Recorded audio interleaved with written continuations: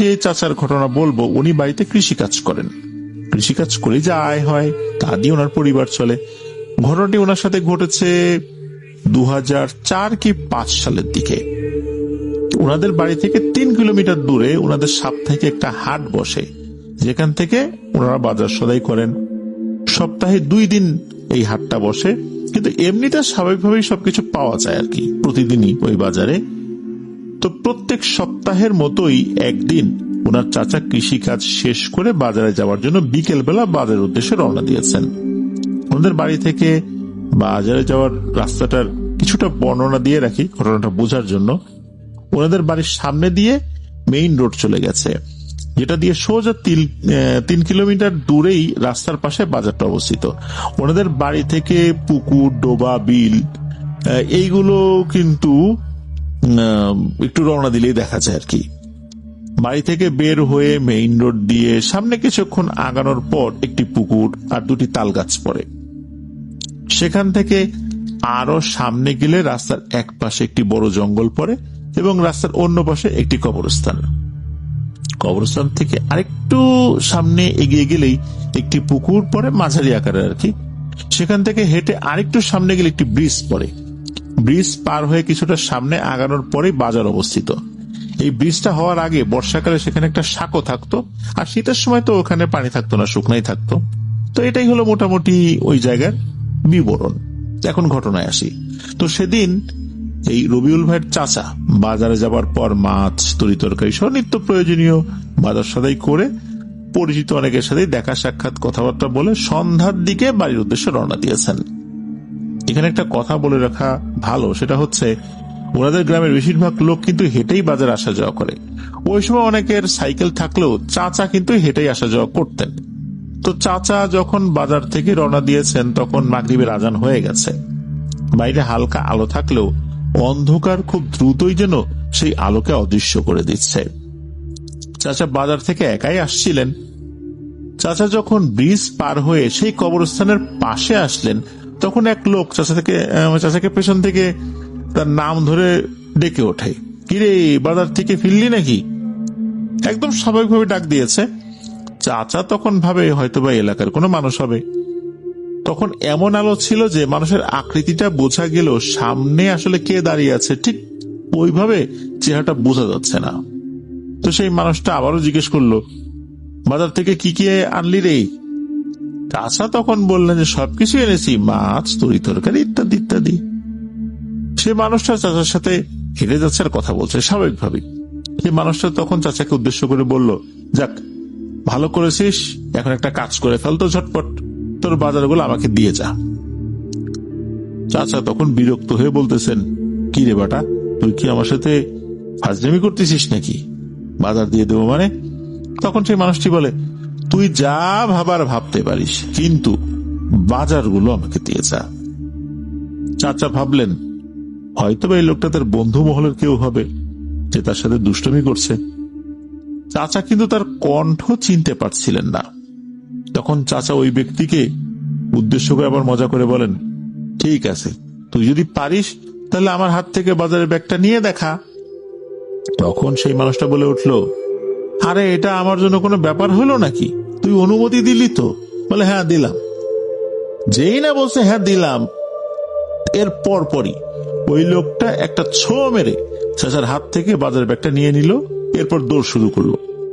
চাচাও তো পেছন দিক থেকে দৌড় শুরু করলেন আর বলতে লাগলেন, এই কিরি, বাজারের ব্যাগ নিয়ে কোথায় যাস? লোকটি তখন আর কোনো কথা না বলে একটু দৌড়ে একটা কাজ করে বসে, সেটা হচ্ছে একটা গাছে মনে হচ্ছে সে হেঁটে উঠে গেল। গাছটি কিন্তু খুব বেশি বড় না, মাঝারি আকৃতির। সে উঠে একটা ডালের উপর বসলো। এদিকে সে যে হেঁটে উঠে গেছে এই বিষয়টা কিন্তু চাচা দেখলেও তার মাথায় ওইভাবে আসেনি। অন্ধকারের ভিতর তো উনি ভালো করে বুঝতে পারেননি ওই সময়ের মতো আর কি। সে একটা ডালের আগায় বসে বলতেছে, কিরে দেখলি, তোর থেকে ব্যাগ নিয়ে এলাম, তুই কিন্তু আর কিছুই করতে পারবি না, তুই এখন আর কিছুই পাবি না, যা বাড়ি চলে যা। চাচা তো ভেবেছিলেন যে এই লোকটা মনে হয় তার সাথে দুষ্টমি করছে, কিন্তু এখন যখন দেখলেন এই ব্যাগ নিয়ে গাছের আগায় চলে গেছে, চাচার মেজাজটা গরম হয়ে গেল। সারাদিন কাজ করে বাজারে গিয়ে বাজার করার পর এরকম দুষ্টমি কি সহ্য করা যায়? এটা কি ফাজলামির কোনো জিনিস? চাচা কিন্তু তখনও ভাবছিলেন এটা ওনার পরিচিত বন্ধুই হবে হয়তো। তা যাই হোক, চাচা তখন কি করেছেন, গাছে ওঠা শুরু করেছেন। চাচাও কিন্তু প্রচন্ড সাহসী একজন মানুষ। যেহেতু গাছটা বেশি বড় ছিল না, তাই ওনার কোনো সমস্যা হয়নি। গাছে ওঠার পর চাচা বলতে লাগলেন, ভালোই ভালোই ব্যাগটা দিয়ে দে, নয়তো তোর সাথে কিন্তু আমি এখন খুব খারাপ আচরণ শুরু করব। তখন ওই মানুষটা বলতে লাগলো, তুই যা করার কর, আমি আজকে তোকে বাজারের ব্যাগ দিচ্ছি না। চাচা যখন তার কাছ থেকে ব্যাগটা নেওয়ার জন্য চেষ্টা করতেছিলেন, কিন্তু কোনো মতেই সেই ব্যাগটা দিচ্ছিল না, এমন মুহূর্তে কথায় কথায় তার সাথে হাতাহাতি বেঁধে যায় ওই গাছের উপরেই। তো চাচা দেখলেন তার সাথে গাছের উপরে একটা জোর করা যাচ্ছে না। সে কোনো কিছুই ধরে নাই, কিন্তু তার শরীরে অনেক জোর। গাছে কিন্তু কেউ যদি বসে থাকে, শরীরের শক্তিটা বেশি করে কাজে লাগানোর জন্য একটা ডাল ধরে রাখতে হয়। কিন্তু চাচা তো এক হাত দিয়ে একটা ডাল ধরে রেখে তার সাথে ওই বাজারের ব্যাগটা নেওয়ার জন্য টানা হেঁচড়া করছেন। তখন চাচা একটা বুদ্ধি করেন, সে খপ করে ওই লোকটার পা ধরে ফেলেন। এরপর পা ধরে টানতে টানতে গাছ থেকে নিচে নিয়ে আসার চেষ্টা করছেন। নিচে নিয়েও উনি আসেন। গাছ থেকে নামার পর ওই মানুষটা চাচাকে উদ্দেশ্য করে গালিগালাজ শুরু করে। চাচার মেজাজটা তখন প্রচন্ড রকমের গরম হয়ে যায়, শুরু হয় দুইজনের মধ্যে মারামারি। চাচা বলতে থাকেন, কষ্ট করে বাজার করে আনলাম আর তুই আমার কাছ থেকে আমার বাজার ছিনতাই করবি? আমি ভেবেছিলাম তুই আমার কোনো বন্ধু হবি, এখন তো দেখতেছি তুই একটা ছিনতাইকারী। সেই মানুষটা বলতেছে, তুই আমাকে যাই বলিস না কেন, আজকে তোর ব্যাগ আমি তোকে ফেরত দেব না। আমার প্রচন্ড ক্ষুধা, আমি এগুলো সব খেয়ে ফেলবো। তখন চাচা যে এইটা অন্য কোনো কিছু, এটাও কিন্তু বুঝতে পারেন নাই। চাচা কিন্তু স্বাভাবিকভাবে নিয়ে যাচ্ছেন সবকিছু। এই লোকটা ছিনতাইকারী এরকমই মনে করতেছেন। উনি মনে করছেন একটা স্বাভাবিক মানুষ, তবে দুষ্ট প্রকৃতির মানুষ, এই আর কি। তো যখনই চাচা ব্যাগটার দিকে হাত দেয়, তখনই ওই মানুষটা চাচাকে ওই চাচার হাতে কিল থাপ্পড় ঘুষি দিতে থাকে। চাচাও তখন ওইটাকে মারতে থাকেন। তখন পর্যন্ত মারপিটটা ছিল স্বাভাবিক মারপিট। এক পর্যায়ে চাচা দেখতে পেলেন সেই মানুষটা স্বাভাবিকভাবে এটা দেবে না, এরকম হালকা পাতলা মারপিটে তার সাথে কাজ হবে না। তখন পাশ থেকে একটা মোটা শুকনো গাছের ডাল এনে খুব রাগান্বিত হয়ে ওই শুকনো ডালটা দুই হাত দিয়ে শক্ত করে ধরে খুব জোরে তার উপর একটা আঘাত বসিয়ে দেয়। আশ্চর্যের বিষয় হচ্ছে, সেই আঘাতটা তার শরীরে লাগেনি, মনে হচ্ছে কোনো একটা হাওয়ার উপরে গিয়ে পড়েছে। আর সেই আঘাতটাই ঘুরে গিয়ে চাচার পায়ে লেগেছে। সেই আঘাতে চাচা প্রচন্ড পরিমাণে ব্যথা পান। মনে হচ্ছিল চাচা যত জোরে শুকনো ডালটা ঘুরিয়েছেন, তার থেকেও বেশি জোরে চাচার পায়ে এসে ওই ডালটা পড়েছে। চাচা তো অবাক হয়ে যান, ব্যাপার কি, আঘাত করলাম তাকে, কিন্তু হাওয়ায় মিলিয়ে গেল ওই আঘাত, ঘুরে এসে লাগলো আমারই পায়ে। চাচা আবারও তাকে আঘাত করলেন, কিন্তু এবারও মনে হলো তিনি একটা বাতাসকে আঘাত করেছেন। আশ্চর্যজনক ভাবে সেই আঘাতও তো চাচার শরীরে এসে আঘাত এনেছে, সে আগের স্থানে ঠিক একই জায়গায়। সেই মুহূর্তে ওই মানুষরূপী অবয়বটা বলে ওঠে, কিরে, তুই কি এখনো আমাকে চিনতে পারিস না? আমি কে? তোর কত বড় সাহস, তুই আমার সাথে সামান্য কিছু মাছ তরকারির জন্য মারামারি করতেছিস? চাচা তখন বুঝতে পারলেন এটা স্বাভাবিক কোনো মানুষ না, কিন্তু চাচার মেজাজ এমন গরম হয়েছিল যে মানুষ হোক আর জিনভূত হোক, বাজার ওনাকে উদ্ধার করতেই হবে। তখন বাজারের ব্যাগ নেবার জন্য আবারও তাদের মধ্যে মারামারি শুরু হয়ে যায়। চাচা যখন হাত দিয়ে মারেন, তখন মনে হচ্ছে ওই জিনিসটা শরীরে গিয়ে লাগছে, কিন্তু যখন একটু আগে লাঠি দিয়ে মারছিলেন, তখন আঘাতগুলো চাচার নিজের শরীরেই ফেরত আসছিল।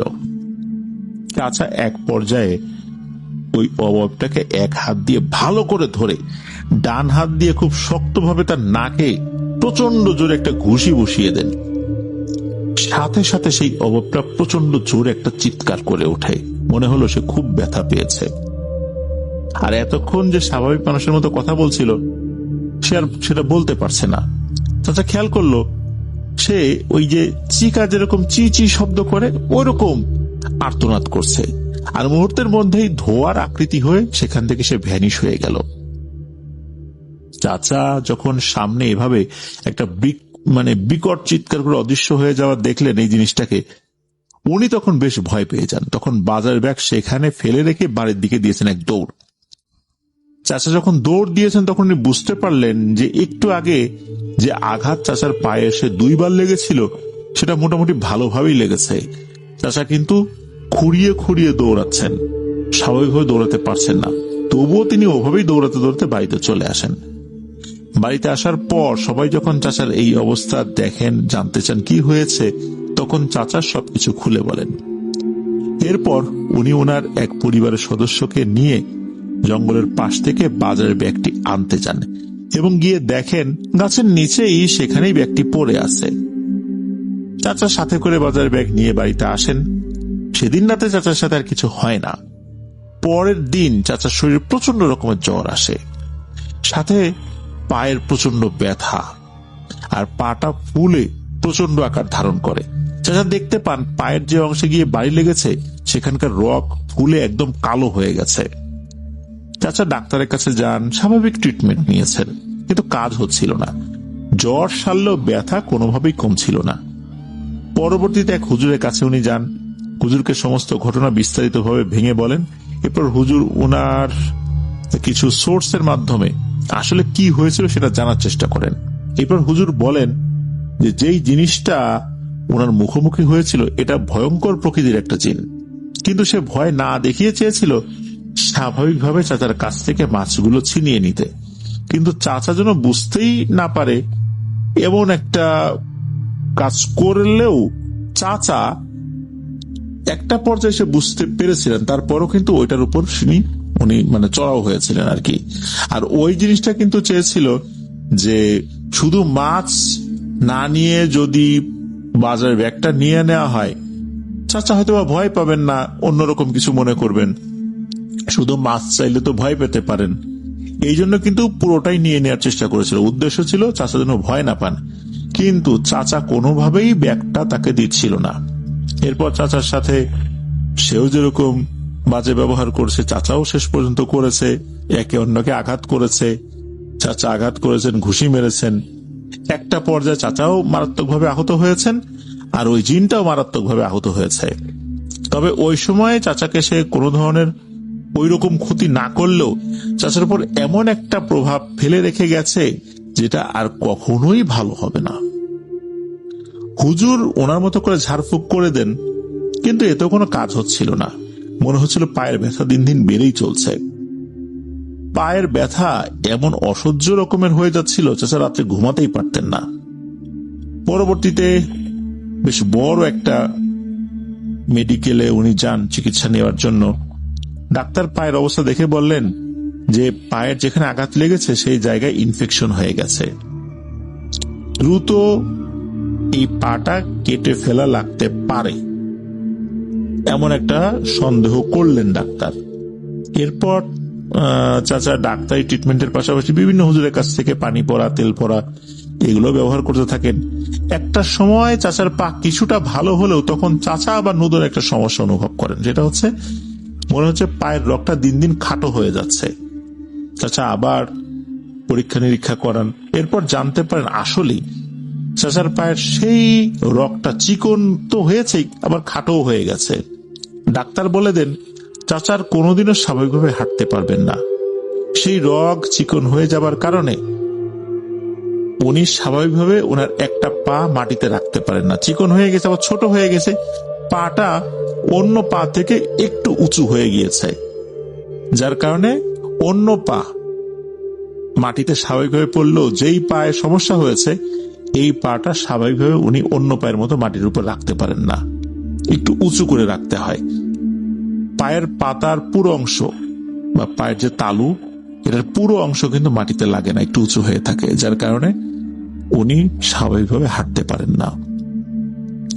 চাচা বহু চেষ্টা করেছেন এই সমস্যা থেকে নিষ্কৃতি পাওয়ার জন্য, অনেক টাকা খরচ করেছেন, কিন্তু এটার ভালো হয়নি। চাচার পায়ের গোড়া উপরের দিকে উঠিয়ে পা টেনে টেনে হাঁটতে হয়। ব্যথাটা এখনো পুরোপুরি ভালো হয়নি, এত বছরও এমন ভাবেই কেটে যাচ্ছে দিন। তো চাচা কিন্তু এখনো বলেন যে ইস, ওই দিন যদি এটাকে আঘাত না করে এই বাজার ঘাট দিয়ে চলে আসতাম, তাহলে তো এই হয়রানিটা আর এই ভোগান্তিটা হতো না।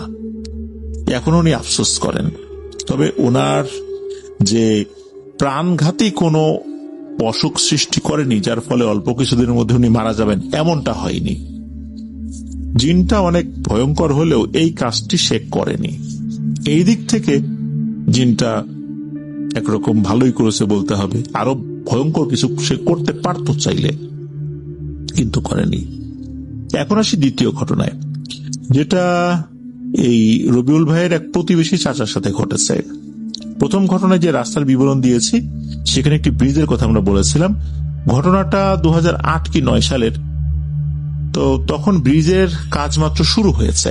তো ওনাদের গ্রামে যখন ব্রিজের কাজ শুরু হয়েছে তার পূর্ব মুহূর্তে ব্রিজ করতে যে ধরনের সরঞ্জামাদির প্রয়োজন হয় সবকিছু এনে রাস্তার পাশে রাখা হচ্ছে। আর সেগুলো যেন চুরি না হয়ে যায়, যেমন ইট, সিমেন্ট, বালু, রড, এগুলো এখানে তো রাখা হবে, এগুলো তো দেখাশোনা করতে হবে। একজনকে দায়িত্ব দেওয়া হয় যে ওই এলাকারই। মূলত যে চাচার সাথে ঘটনাটি ঘটেছে তিনি এই দায়িত্বে ছিলেন আর কি। তো এক রাতের কথা, ওই চাচার বড় ভাই চাচাকে বলে যান যে আমি আজকে একটা দরকার এক জায়গায় যাচ্ছি, রাতে ফিরবো না, তুই ফজরের সময় বিল দিয়ে একটা নৌকা আসবে পাথর নিয়ে, তো সেই ওইখানে যেতে হবে আর কি, যে জিনিসটা আসবে আর কি ওটাকে বুঝে নিতে হবে। তো মূলত ওই যে চাচার সাথে ঘটেছে তার বড় ভাই, এটার একটা গুরুত্বপূর্ণ পার্ট আর কি। ওই চাচা বলে দেন যে তুই একটু দেখে আসিস এই জিনিসটা, আর বুঝে নিতে হবে কি কি জিনিস আসলো। অনেক সময় দেখা যাচ্ছে ঠিক মতো বুঝিয়ে দেয় না, কিন্তু মালিককে পরে বলে দেয় যে তারা বুঝিয়ে দিয়ে এসেছে। পরে যে জিনিসগুলোর কমতি পড়ে মালিক মনে করেন যে পাহারাদার সে হয়তো অন্য কোনো ব্যক্তিদের সাথে চোখ সাজস করে এখান থেকে মাল চুরি করে অন্য জায়গায় পাঠিয়ে দিয়েছে, সেও এখানকার কিছু ভাগ পেয়েছে। তো এরকম বলার পর উনি বলেন যে ঠিক আছে যাবেন। তো চাচা রাতের খাবার দাবার শেষ করে শুয়ে পড়েছেন, তো হঠাৎ ঘুম ভেঙে যায়। উনি ভাবেন ফজর আজান হয়ে গেছে। এই ভেবে ঘর থেকে দরজা খুলে যখন বাইরে বেরিয়ে গেছেন তখন দেখেন মোটামুটি ফর্সাই দেখা যাচ্ছে। চাচা মনে মনে ভাবলেন আরে দেরি করে ফেললাম নাকি। উনি দ্রুত বাড়ি থেকে বের হয়ে সেই ব্রিজ করার স্থানে রওনা দেন। উনি হাঁটতে হাঁটতে যখন সেই কবরস্থান জঙ্গল পার হয়ে ব্রিজ নির্মাণের জায়গায় আসেন তখন উনি অবাক হয়ে যান। আরে কোথায় আলো, এখনো দেখি চারপাশ ভয়ঙ্কর রকমের অন্ধকার। উনি বুঝতে পারেন যে এখনো ফজরের আজান দেয়নি। মাঝরাতে মনের ভুলে উঠে চলে এসেছেন, ফজরের আজান দিতে তখনও দেরি রয়েছে। তিনি ভাবলেন এতক্ষণ দাঁড়িয়ে না থেকে যাই, আবার বাড়ি চলে যাই, ফজরের সময় আসা যাবে। এই ভেবে ঘুরে বাড়ির পথে উনি রওনা দিয়েছেন। কিছুটা সামনে আসার পর উনি দেখতে পান একটা সাদা বিড়াল। আকার আকৃতি স্বাভাবিক বিড়ালের মতোই, ওনার পায়ের সাথে সাথে ঘুরছে। আমরা বাড়িতে বিড়াল পাললে আমাদের পায়ের সাথে যেভাবে এসে দাঁড়িয়ে থাকে না, ঠিক ওভাবে বারবার ওনার পায়ের কাছে এসে দাঁড়াচ্ছে। উনি সেটাকে পাশ কাটিয়ে যাবার চেষ্টা করতেছেন কিন্তু কোনোভাবেই যেতে পারতেছেন না, বারবার পায়ের সাথে এসে ঘিরে ধরছে। একটা সময় ওনার বিড়ালটার উপর প্রচন্ড রকমের রাগ হয় এবং পা দিয়ে জোর একটা লাথি মেরে বিড়ালটাকে রাস্তা থেকে নিচে ফেলে দেন। বিড়ালটাও ম্যাও ম্যাও করতে করতে নিচের দিকে গিয়ে পড়ে যায়। এরপর উনি সামনের দিকে হাঁটতে শুরু করেন। কিছুটা সামনে আগাতেই সেই কবরস্থানের পাশে উনি চলে আসেন। কবরস্থানের পাশেই রাস্তা থেকে নেমে নিচের দিকে একটা ডোবা ছিল। রাস্তায় হাঁটার সময় ওনার কাছে মনে হলো একটা হালকা বাতাস আসলো। হঠাৎ করেই সেই বাতাসের ভেতর থেকে অদৃশ্য একটা হাত ওনাকে ধাক্কা মেরে রাস্তা থেকে সেই ডোবার মধ্যে ফেলে দিল। উনি ছিটকে গিয়ে সেই ডোবাতে পড়লেন। ডোবার পানিতে পড়ার পর উনি তো বেশ চমকে ওঠেন, আরে ব্যাপারটা কি, আমাকে কিসে ধাক্কা দিয়ে নিচে ফেলে দিল। ভয়ও পেয়ে যান ওই চাচা। এরপর পানি থেকে যখন উনি উঠতে যাবেন সেই মুহূর্তে ওনার কাছে মনে হলো পানির নিচ থেকে দুইটা হাত ওনার দুই পা চেপে ধরেছে, ওনাকে পানির নিচে কাদামাটির ভেতরে ঢুকিয়ে ফেলার চেষ্টা করতেছে। চাচা তো তখন বেশ ভয় পেয়ে যান, সেখান থেকে ওঠার জন্য প্রাণপণ চেষ্টা করছেন কিন্তু কোনোভাবেই সেখান থেকে উঠতে পারছিলেন না। যতই উঠার চেষ্টা করতেছেন মনে হচ্ছে ততই নিচের দিকে তাকে টেনে নিয়ে যাচ্ছে। একটা সময় চাচার হাঁটু পর্যন্ত কাদার নিচে ঢুকিয়ে ফেলে। চাচা ডোবার ভেতরে বাঁশের কিছু কাটা কঞ্চি দেখতে পান। একটা কঞ্চি হাতে নিয়ে উনি মাথার উপরে ঘোরাতে থাকেন আর পানিতে আঘাত করতে থাকেন। একটা সময় মনে হলো ওনার পা, যেই পা দুটো কাদা মাটির নিচে অনেকটা ঢুকিয়ে ফেলেছে, নিচ থেকে ছেড়ে দিয়েছে। উনি তখন দৌড়ে ডোবা থেকে উঠতে যাবেন, এমন সময় ওনাকে আবার পানির নিচ থেকে বা কাদার নিচ থেকে টেনে ধরে।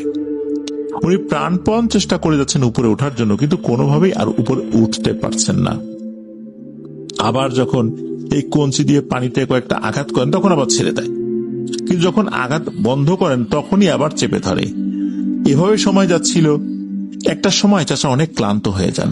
তখন ভাবছিলেন হয়তো ওনাকে আর ছাড়বে না, মেরেই ফেলে দেবে, উনি আজকের বাড়িতে বেঁচে ফিরতে পারবেন না। দোয়া দরুদ যা জানতেন তখন মনে হচ্ছিল সব ভুলে গেছেন। চাচার পা ধরে কোনো কিছু একটা নিচের দিকে টানে, আবার চাচা বারবার উপরের দিকে ওঠার চেষ্টা করেন। এমন করতে করতে একটা সময় দূর থেকে ফজরের আজানের ধ্বনি ভেসে আসে। তখন চাচার কাছে মনে হলো ওই কাদার নিচ থেকে ওই জিনিসটা, যে জিনিসটা চাচাকে টেনে ধরে রেখেছিল, সেটা ছেড়ে দিয়েছে। এটা ভেবেই চাচা আবারও উপরে ওঠার চেষ্টা করেন, তবে এইবার আল্লাহর রহমতে উনি উপরে উঠতে সক্ষম হন। উপরে উঠেই চাচা দৌড় শুরু করেন। দৌড়ানোর সময় উনি পেছন থেকে কোনো কিছুর শব্দ পাচ্ছিলেন, মনে হচ্ছে ওনার পিছু পিছু কোন একটা জিনিস একই রকম ভাবে আসছে, তবে উনি ভয়ে পেছন দিকে তাকাননি। প্রাণপণ দৌড়াতে দৌড়াতে উনি বাড়িতে আসেন। ওনার ঘরের বেড়া ছিল বাঁশের তৈরি, অর্থাৎ বাঁশের যে চাটাই বলি, ওই চাটাইয়ের আর কি। উনি এতটা জোরে দৌড়ে আসছিলেন যে ঘরের বেড়া ভেঙে ঘরের ভিতরে আর কি ভেঙে চলে ঢুকে পড়ছেন। বেড়া ভাঙার শব্দে ওনার বাড়ির সবাই তো ঘুম থেকে উঠে যায়। তারা মনে করছেন যে ডাকাত টাকাত আসছে মনে হয়। পরে দেখা গেল যে চাচা, পরিবারের সদস্যরা জিজ্ঞেস করেন যে কি হয়েছে, তখন চাচা সব কথা খুলে বলেন। উনি কিভাবে এই মাঝরাতে জিনের ফাঁদে পড়ে গিয়েছিলেন। এগুলো এমন টাইপের, এই খুনি টাইপের ভুলো যে এরা যদি একবার ধরে মেরেই ফেলে। যাই হোক, ওনাকে গোসল করিয়ে ঘরে নিয়ে যাওয়া হয়। এরপর কয়েকদিন একটানা প্রচন্ড পরিমাণ জ্বর ছিল, তবে ফার্মেসি থেকে কিছু ওষুধ এনে খাওয়ানোর পর আল্লাহর রহমতে উনি সুস্থ হয়ে যান। এটা নিয়ে ওনাকে কোনো ঝাড়ফুঁকো করতে হয়নি, কিছু হয়নি। তো এটাই ছিল ঘটনা। আর আরো কিছু ঘটনা ওনার কাছে আছে, রবিউল ভাইয়ের কাছেও আছে, তারপরে এই ফয়সাল মুন্সি ভাইয়ের কাছেও আছে। উনি এই রবিউল ভাইয়ের মাধ্যম দিয়ে ঘটনাগুলো পাঠাবেন, অর্থাৎ ফয়সাল মুন্সি ভাই রবিউল ভাইয়ের মাধ্যমে ঘটনাগুলো আমাদেরকে পাঠাবেন বলে জানিয়েছেন।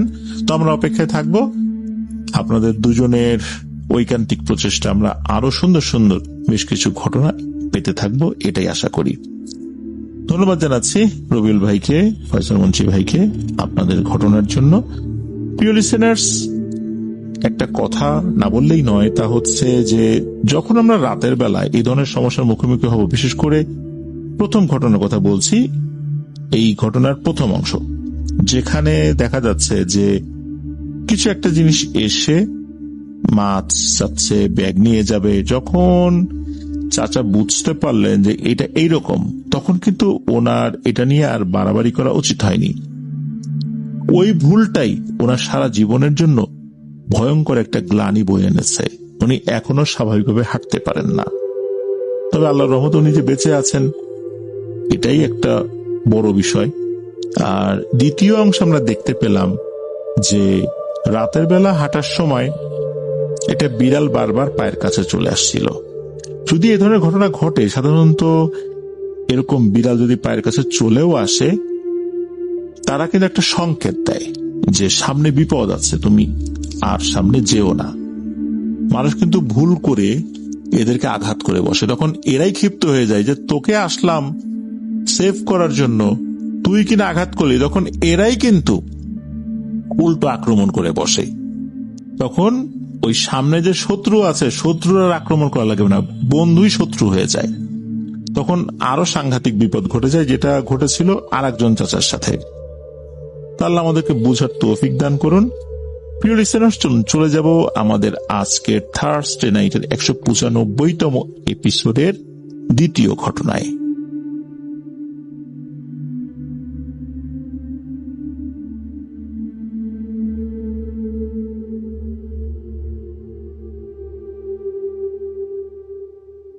আবারও স্বাগতম জানাচ্ছি প্রিয় লিসেনার্স আমাদের এবারে থার্সডে নাইটের 195তম এপিসোডের দ্বিতীয় ঘটনায়। এখন যে ঘটনাটি আপনাদের সাথে শেয়ার করব, এই ঘটনাটি আমাদেরকে যিনি দিয়েছেন তার নাম মোহাম্মদ সিয়াম হাসান। ওনার বাড়ি নাটোর জেলার লালপুর উপজেলার গোপালপুর পৌরসভার নারায়ণপুরে। বর্তমানে উনি ঢাকার মিরপুরের 12তে বসবাস করছেন। ঢাকার একটি বেসরকারি পলিটেকনিক ইনস্টিটিউটে অধ্যয়নরত রয়েছেন। উনি একটি বিশেষ অনুরোধ করেছেন, তা হচ্ছে এই ঘটনা সম্পর্কিত কিছু কিছু স্থান এবং ব্যক্তিদের নাম যেন উল্লেখ না করি, আর যদি উল্লেখ করতেই হয় সেই ব্যক্তিদের ছদ্মনাম যেন ব্যবহার করি। আমরা চেষ্টা করব। প্রিয় লিসেনার্স, মূলত এটি এমন একটা ভয়ঙ্কর রেলগেট সম্পর্কিত ঘটনা যে ঘটনাটি শুনলে আপনারা আঁতকে উঠবেন। আর যদি কোনো রেল ক্রসিং পার হতে চান সেক্ষেত্রে যথেষ্ট সতর্কতা অবলম্বন করবেন। এই জায়গাটি নাটোর জেলারই একটি বিশেষ জায়গা যেখানে একটু রেল ক্রসিং রয়েছে।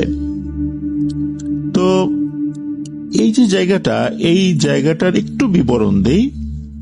এই রেলগেটটা পার করার একটু পরেই একটা চামড়ার ঘর থেকে বাওড়া কবরস্থান নামে একটা জায়গা রয়েছে। তো এখানে মোট 1.5 থেকে 2 কিলোমিটার মতো রাস্তা। যাই হোক, এই রেল লাইনের দুই ধারে, এই এতটুকু পথে আর কি, দুই ধারে খাদ রয়েছে, ঝোপঝাড় রয়েছে, কলার বাগান রয়েছে, অনেকগুলো খেজুরের গাছ রয়েছে। আর চামড়া ঘর থেকে মোটামুটি 1/2 কিলোমিটার দূরে কয়েকটা শিমুল গাছ। রেল লাইনের ডান পাশের খাদ পার করে মিলের কলোনি, আর বামের খাদ পার করেও একটু দূরে বাসাবাড়ি। এখন তো আসলে অনেক লোক হয়েছে, আজ থেকে 20-25 বছর আগে তো এরকম বাসাবাড়ি ছিল না। এই জায়গায় দিনের বেলায় যেমন সুন্দর, তেমনি রাতের বেলা ভয়ঙ্কর। ঘটনাটির সূত্রপাত ঘটে 90-এর দশকে। ওই সময় প্রতি বছর একটি নির্দিষ্ট সময় রেল লাইনে ট্রেনে কাটা পড়ে মানুষ মারা যায়, আর রাতের বেলা এক অদ্ভুত নীরবতা ওখানে বিরাজ করে। প্রতিনিয়ত এত মানুষ ট্রেনে কাটা পড়ে মারা যায় যে অনেকেই গভীর রাতে চলাচলের সময় খুবই সতর্কতা অবলম্বন করত। দিনের বেলা তো করতই, আর একটা ব্যাপার হচ্ছে রাতের বেলায় এই মানুষগুলো বেশি মারা যেত। কিছু কিছু মানুষ গভীর রাতে চলাচলের সময় একটা মহিষের মতো অবয়ব দেখেছে। এই অবয়বটি কালো আলখেল্লা পরা। অনেকেই নাকি এটা দেখেছে। সাল তখন 2006, মাস মার্চ বা এপ্রিল হবে। একজন মাঝ বয়সী মহিলা, ওনার নামটা জানা যায়নি, তবে ওনাকে সবাই সুকির মা বলতো। তো ঘটনা বলার সুবিধার্থে আমরা ওনাকে নানি বলে সম্বোধন করছি। তো এই নানিরা ছিলেন অনেক গরিব। ওনারা অনেক আগে থেকেই রেল লাইনের একটু পাশেই একটা খড় দিয়ে তৈরি ঘরে থাকতেন, মানে একটা ঝুপড়ি ঘর আর কি। একদিন গভীর রাতে নানির হঠাৎ ঘুম ভেঙে যায়। নানি ঘোড়ার খুরের শব্দ শুনতে পান। চিন্তা হলো যে কি ব্যাপার, ঘোড়ার খুরের শব্দ বা এরকম খুরের শব্দ কোথা থেকে আসছে। কৌতূহল বশত নানি ওই ঘরের বেড়াটা একটু ফাঁকা করে বাইরে দেখেছেন। ওই দিন পূর্ণিমা হওয়ায় নানি পরিষ্কার দেখেন একটা ভয়ঙ্কর দৃশ্য। যেহেতু রেল লাইনের কাছেই নানির ঘর ছিল, নানি দেখেন রেল লাইনের উপর একটা অবয়ব কি যেন করছে। অবয়বটার মুখমণ্ডলটা অনেকটাই শূকরের মতো দেখতে ছিল, আর কোমর থেকে নিচ পর্যন্ত মনে হচ্ছে মহিষের মতো, কিন্তু বডিটা একটা সুঠাম দেহী মানুষের মতো। ওই অবয়বটা মাথা নিচু করে কিছু একটা খাচ্ছিল। নানি এই জিনিসটা দেখে পুরোই থমকে যান। ভয়ে ওনার শরীর কাঁপাকাঁপি করতে শুরু করে। হঠাৎ করে নানি দেখতে পেলেন যে ওই অবয়বটা কিছু একটা খাচ্ছিল, সে খাওয়াটা থামিয়ে আস্তে করে তার মাথাটা ঘুরিয়ে তাকালো ঠিক নানি যেইখান দিয়ে দেখছিলেন ওই দিকটাতে। নানি বুঝতে পারলেন যে ওই অভাবটা বুঝে গেছে কেউ তাকে দেখছে। তখন নানি দেখতে পেলেন ওই অভাবটা রেল লাইনের ওখান থেকে নেমে আস্তে আস্তে ঠিক নানি যেখানে চোখ লাগিয়ে দেখছিলেন এই ঘটনাটা ওই দিকে হেঁটে আসছে। নানি তখন ভয়ে কিছুটা সরে গিয়ে যেখানে শুয়েছিলেন ওখানে শুয়ে পড়েন, আর ভয়ে ওনার শরীর থরথর করে কাঁপছে। আর খুরের যে আওয়াজ, মাটিতে হেঁটে গেলে যে খুরের আওয়াজ হয় ওই রকম আওয়াজ হচ্ছে। তবে এটা বোঝা যাচ্ছে অবয়বটা দুই পায়ে হেঁটে আসছে। দুই পায়ে হাঁটলে যেরকম খুরের আওয়াজ হয়, বিশেষ করে যদি ঘোড়া হাঁটে বা গরু হাঁটে যেরকম আওয়াজ হয় ওরকমই আওয়াজ হচ্ছে। আওয়াজটা একদম কাছে চলে আসে। আসতে আসতে বোঝা যাচ্ছে যে ওই অবয়বটা যে জোরে শ্বাস প্রশ্বাস নিচ্ছে, এটার আওয়াজও এখন ওই ঘরের একদম কাছে চলে এসেছে। নানি তখন চিন্তা করেন, সর্বনাশ, এখনই তো এটা আমারে মেরে ফেলবে। ভয়ে এমন একটা চিৎকার দিয়েছেন, এক চিৎকারে উনি সেন্স হারিয়ে ফেলেন। নানির চিৎকার শুনে নানা ঘুম থেকে উঠে যান। তাদের ঘরের পাশেই থাকতো আরো দুটো পরিবার, তারাও ওই একই রকম ভাবে ঘর তৈরি করে থাকতো। এদিকে নানা দেখলেন যে নানি মেঝেতে অজ্ঞান হয়ে পড়ে আছেন, আর ঘরের বেড়ায় একটা বড় অংশ জুড়ে মনে হচ্ছে ভাঙন সৃষ্টি হয়েছে। মনে হচ্ছে ওখানে বাইরে থেকে এমন কিছু এসে ধাক্কা দিয়েছে, ওই জায়গাটা দুমড়ে মুচড়ে গেছে। নানা তখন চিৎকার চেঁচামেচি শুরু করেন। পাশের দুটা ঘর থেকে লোকজন বাইরে বের হয়ে আসেন। নানার ঘরে আসছে, এসে দেখে যে নানা নানির জ্ঞান ফেরাতে ব্যস্ত।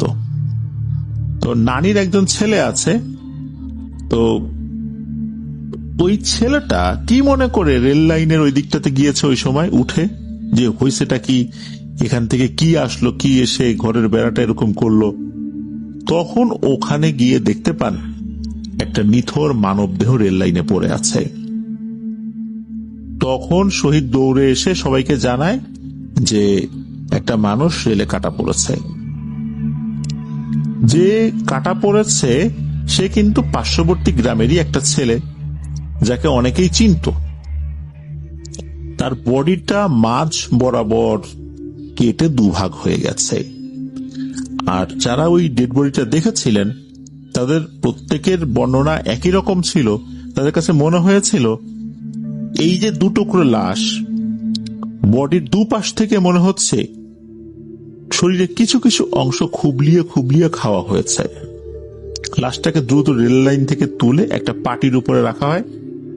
এরপর লাশের বাড়িতে খবর পাঠানো হয়। পরবর্তীতে ওই লাশের বাড়ির লোকজন এসে পুলিশের সাথে যোগাযোগ করে। রেলে কাটা পড়লে কিন্তু ডেড বডি গ্রহণ করার একটা প্রসেস রয়েছে, সেই প্রসেস মেনে এই ডেড বডিটা তারা গ্রহণ করেন। তবে এই ঘটনার পর নানা নানি সিদ্ধান্ত নেন যে এইখানে ঘর আর রাখা যাবে না, ওনারা ওখান থেকে অন্যত্র চলে যান। কারণ যে ভয়টা নানি পেয়েছিলেন এরপরে কোনোভাবেই ওখানে আর থাকতে রাজি হচ্ছিলেন না। এরপরের একটা ঘটনায় আসি। সালটা 2006 সালের আগস্ট মাসের কোন একটা দিন ওনাদের এলাকারই একজন লোক, অর্থাৎ এই যে সিএম হাসান ভাইদের এলাকারই একজন লোক, তার নাম হচ্ছে সেলিম। উনি পেশায় ছিলেন একজন রাজমিস্ত্রি। তো এই সেলিম ভাই রাত আনুমানিক 11টার দিকে নিজ বাসা থেকেই রেলগেটে গিয়েছেন। সম্ভবত রেলগেটে তার বন্ধুদের সাথে আড্ডা দিতে গিয়েছিলেন। রাত আনুমানিক প্রায় 3টার সময় খবর আসে, সবার কাছে খবর আসে এই সেলিম ভাই ট্রেনে কাটা পড়ে মারা গেছেন। ওনার বাসায় তো কান্নার রোল পড়ে যায়। গোটা এলাকায় যেন একটা আতঙ্কের ছাপ পড়ে যায়। শোনা যাচ্ছিল যে এই সেলিম ভাইয়ের দেহটা 6 টুকরো হয়ে গেছে, মুখের ও শরীরের অর্ধেক অংশ থেতলিয়ে গেছে। এমন অবস্থা যে আসলে দেখলে ডেড বডি চেনাই যায় না। আর ডেড বডির এমন অবস্থা হয়েছে যে কেউ যে ওখান থেকে লাশটা সরাবে এই সাহসই পাচ্ছে না। রাতের বেলা তো হয়েছে, সকাল পর্যন্ত কোন রকম ভাবে ডেড বডিটা সবাই মিলে পাহারা দেন, যাতে করে কোনো জন্তু জানোয়ার এসে বডির কোনো অংশ নিয়ে না যায়। ভোরবেলা সব নিয়ম মাফিক বা নিয়ম কারণ মেনে ডেড বডিটা বাসায় নিয়ে আসা হয়। তো যেরকমটা শোনা গিয়েছিল যে ডেড বডি যে অবস্থা হয়ে গেছিল, বাড়ির লোকজন দেখেন যে সেই একই অবস্থা। তো যাই হোক, এই ধরনের ডেড বডি গুলো তো আসলে বেশিক্ষণ রেখে দেওয়াটাও পসিবল হয় না। দ্রুত ধর্মীয় রীতিনীতি মেনে দাফন কাফন শেষ করা হয়। এই পর্যন্ত কিন্তু সবকিছু ঠিকঠাক ছিল। এরপর শুরু হয় একটা সমস্যা। এই সেলিম ভাইয়ের লাশটা যখন ওই রেল লাইনের ওখান থেকে আনা হয়েছিল, আনার পর ওনাদের বাড়ির পাশে একটা ছোট মাঠ ছিল, ওই মাঠের একটা পাশে রাখা হয়েছিল। যখন কবর টবর দেওয়া হয়ে গেল, এরপর থেকে শুরু হলো সমস্যা। ওই মাঠ সহ আশেপাশের বেশ কয়েকটা বাসা জুড়ে সন্ধ্যার পর থেকেই খুবই বিশ্রী রকমের মাংস পচা গন্ধ আসতে শুরু করলো। আর উনি ঠিক যেইখানটাতে কাটা পড়েছিলেন, সারাদিনই ওই জায়গায় যদি কেউ যেত, মানে সারাদিন বলতে 24 ঘন্টাই, দিনের বেলা হোক আর রাতের বেলাই হোক, ঠিক ওই জায়গায় যদি কেউ গিয়ে দাঁড়াতো, মনে হতো তার শরীরটা অনেক ভারী হয়ে গেছে, হাঁটাচলা করতে কষ্ট হচ্ছে, মাথা ঝিমঝিম করছে, এমনটা মনে হতো। আর রাতের বেলা ঠিক ওই জায়গা জুড়ে একটা অবয়বকে ঘুরতে দেখা যায়।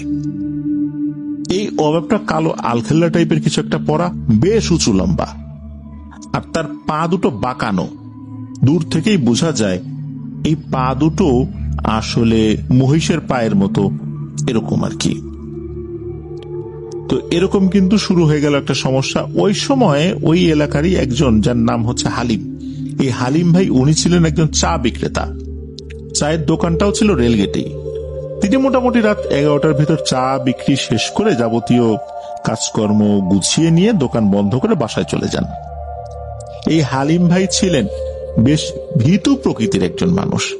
তিনি রাতে যাওয়ার সময় ওই রেলগেট থেকে একটা ভ্যান নিয়ে বাসায় যেতেন, কিন্তু ওই দিন তিনি কোনো ভ্যানই পাচ্ছিলেন না, তাই একরকম বাধ্য হয়ে একা একা বাসার দিকে যাওয়া শুরু করেছেন।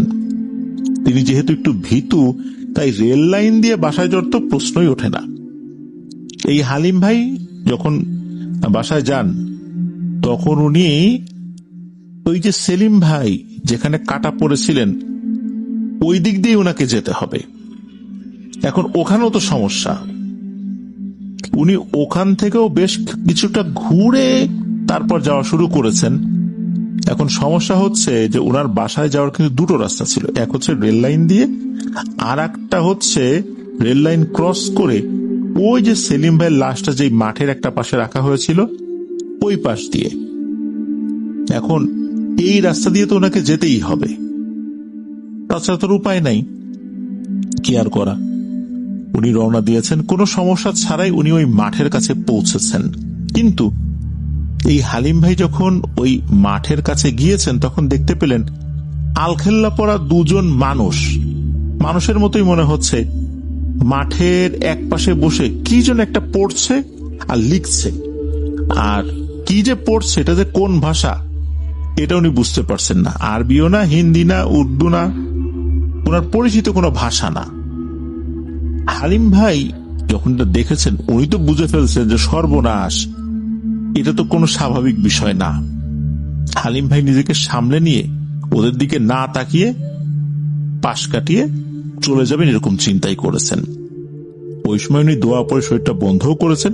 এরপর পরিকল্পনা মাফিক কাজ করেন, উনি এদেরকে পাশ কাটিয়ে সোজা চলে যান। যখন ওই জায়গা থেকে বেশ কিছুটা এগিয়ে চলে গিয়েছেন, অর্থাৎ ওই অবয়বগুলোকে পাশ কাটিয়ে বেশ কিছুটা এগিয়ে চলে গিয়েছেন, এরপর উনি দিয়েছেন ঝেড়ে এক দৌড়। যখন দৌড় দিয়েছেন, ভয়ে কি হয়েছে, ওনার হাত থেকে ওনার চায়ের কেটলিটা মাটিতে পড়ে গেছে। এই কেটলিটা আসলে ওনার তোলারও সাহস হয়নি। তিনি বাসায় পৌঁছেই চিৎকার দিয়ে অজ্ঞান হয়ে যান। বাড়ির লোকজন তো ওনাকে ধরাধরি করে ঘরে নিয়ে গেছে। তারপর ঘন্টাখানেক পর জ্ঞান ফেরত আসে। এরপর হালিম ভাই সবাইকে খুলে বলেন যে ঘটনাটা কি হয়েছে। হালিম ভাইয়ের আব্বা আবার কিন্তু একজন মসজিদের ইমাম, উনি টুকটাক ঝাড়ফুঁক জানতেন। যখন এই কথা শুনলেন তখন উনি বললেন, তাড়াতাড়ি ওকে ঘর থেকে বের করো, ওকে এখন গোসল করাতে হবে। এরপর তাকে গোসল করানো হয়। এরপরও কিন্তু হালিম ভাইয়ের অনেক জ্বর হয়েছিল। ওই রাতেই কিন্তু উনি একটা স্বপ্ন দেখেন। স্বপ্নে দেখেন যে হালিম ভাই এমন একটা জায়গায় আছেন যার দিকে শুধু অন্ধকার আর অন্ধকার। অন্ধকারের ভিতর থেকে একটা মোটা পুরুষালী কণ্ঠ তাকে বলছে যে, হালিম, তুই তো আমাদেরকে দেখে ফেললি, তবে তুই একটা ভালো কাজ করেছিস। সেটা হচ্ছে, তুই আমাদেরকে বিরক্ত করিসনি। যদি করতি তোকে মাঠের ওখানেই পুঁতে রাখতাম, তো লাশও কেউ খুঁজে পেত না। যেহেতু তুই আমাদের দেখেছিস, এই কারণে তোকে একটা কাজ করতে হবে। সেলিম যেখানে কাটা পড়েছে ওখানে 5 কেজি মিষ্টি আর একটা কালো ছাগল তুই রেল লাইনের সিগন্যালে বেঁধে রাখবি। কাজগুলি করবি রাতের বেলা। হ্যাঁ, তোর যদি ভয় লাগে, আর লাগবেই, তুই ভীতু প্রকৃতির লোক, এই কারণে তুই তোর বাবাকে সাথে নিয়ে যেতে পারবি। তবে দুজনের কেউই কিন্তু পেছন দিকে তাকাতে পারবি না। যদি তাকাস তাহলে কিন্তু এই বাপ বেটার পরিণতিও এই সেলিমের মতোই হবে। এই কথা যখন বলেছে, এরপর তো এই হালিম ভাইয়ের ঘুম ভেঙে যায়। সকালবেলা এই স্বপ্নের কথা পরিবারকে জানিয়েছেন। যেহেতু ওনার বাবা মসজিদের ইমাম ছিলেন, উনি তো বিষয়টার গুরুত্ব বুঝতে পেরেছেন। আর দেরি করেন নাই, ওই দিন রাতের বেলাতেই এই কাজটি করেছেন। এরপর ওনার বাবা নিজেও হালিম ভাইকে ঝাড়ফুঁক করে দিয়েছেন। আরো একজন ভালো হুজুরের কাছে নিয়ে গিয়েছিলেন, উনিও ঝাড়ফুঁক করে দিয়েছেন। আল্লাহর রহমতে আর কোনো সমস্যা হয়নি। এরপরের ঘটনায় আসি। তো এই যে আমাদেরকে যিনি ঘটনা পাঠিয়েছেন, সিয়াম হাসান ভাই, ওনার মামার নামটা আমরা বলছি। ওনার মামার নাম হচ্ছে কলিন্স। তো এই কলিন্স মামা কিন্তু মারাত্মক একটা ঘটনা প্রত্যক্ষ করেছিলেন। তো উনি যেভাবে বলেছেন সেটা হচ্ছে, তখন সাল 2009 ফেব্রুয়ারি মাস। কলিন্স মামা তখন ইন্টারমিডিয়েটে পড়েন। সকালবেলা মামা ঘুমাচ্ছিলেন, তখন মামার আর একজন বন্ধু উনি মামার বাসায় আসলেন। মামাকে ঘুম থেকে তুলে জানালেন যে রেল লাইনে একজন কাটা পড়ে মারা গেছে, চল তো দেখে আসি। ওনারা যখন ঘটনাস্থলে পৌঁছলেন তখন আসলে সকালবেলায় আর কি, সকাল তখন 9টার মতো বাজে। ঘটনার স্থান ছিল এই যে হালিম ভাইয়ের কথা বললাম, ওনার বাসার 100 মিটার আগে রেল লাইনের বাম পাশের দিকে খাদের পাশে একটা তাল গাছ ছিল, ওইটার বরাবর। রেল লাইনের উপর পড়ে আছে ওই এলাকার একজন ব্যক্তি, তার নাম হচ্ছে টিটু। এটা কিন্তু ছদ্মনাম বলছি, এই টিটু নামটা, আসল নামটার সাথে যদিও বা মিল রয়েছে টিটু নামটা, তারপর আমরা বলছি না সঙ্গত কারণে। তার নিথর দেহ পড়ে আছে। দেহটা মোট 3টা টুকরো হয়েছে, মুখটা কিছুটা থেতলে গিয়েছে।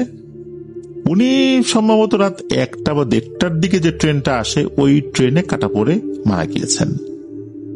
এলাকার কেউই লাশটা আনতে চাচ্ছিল না, সঙ্গত কারণেই আর কি।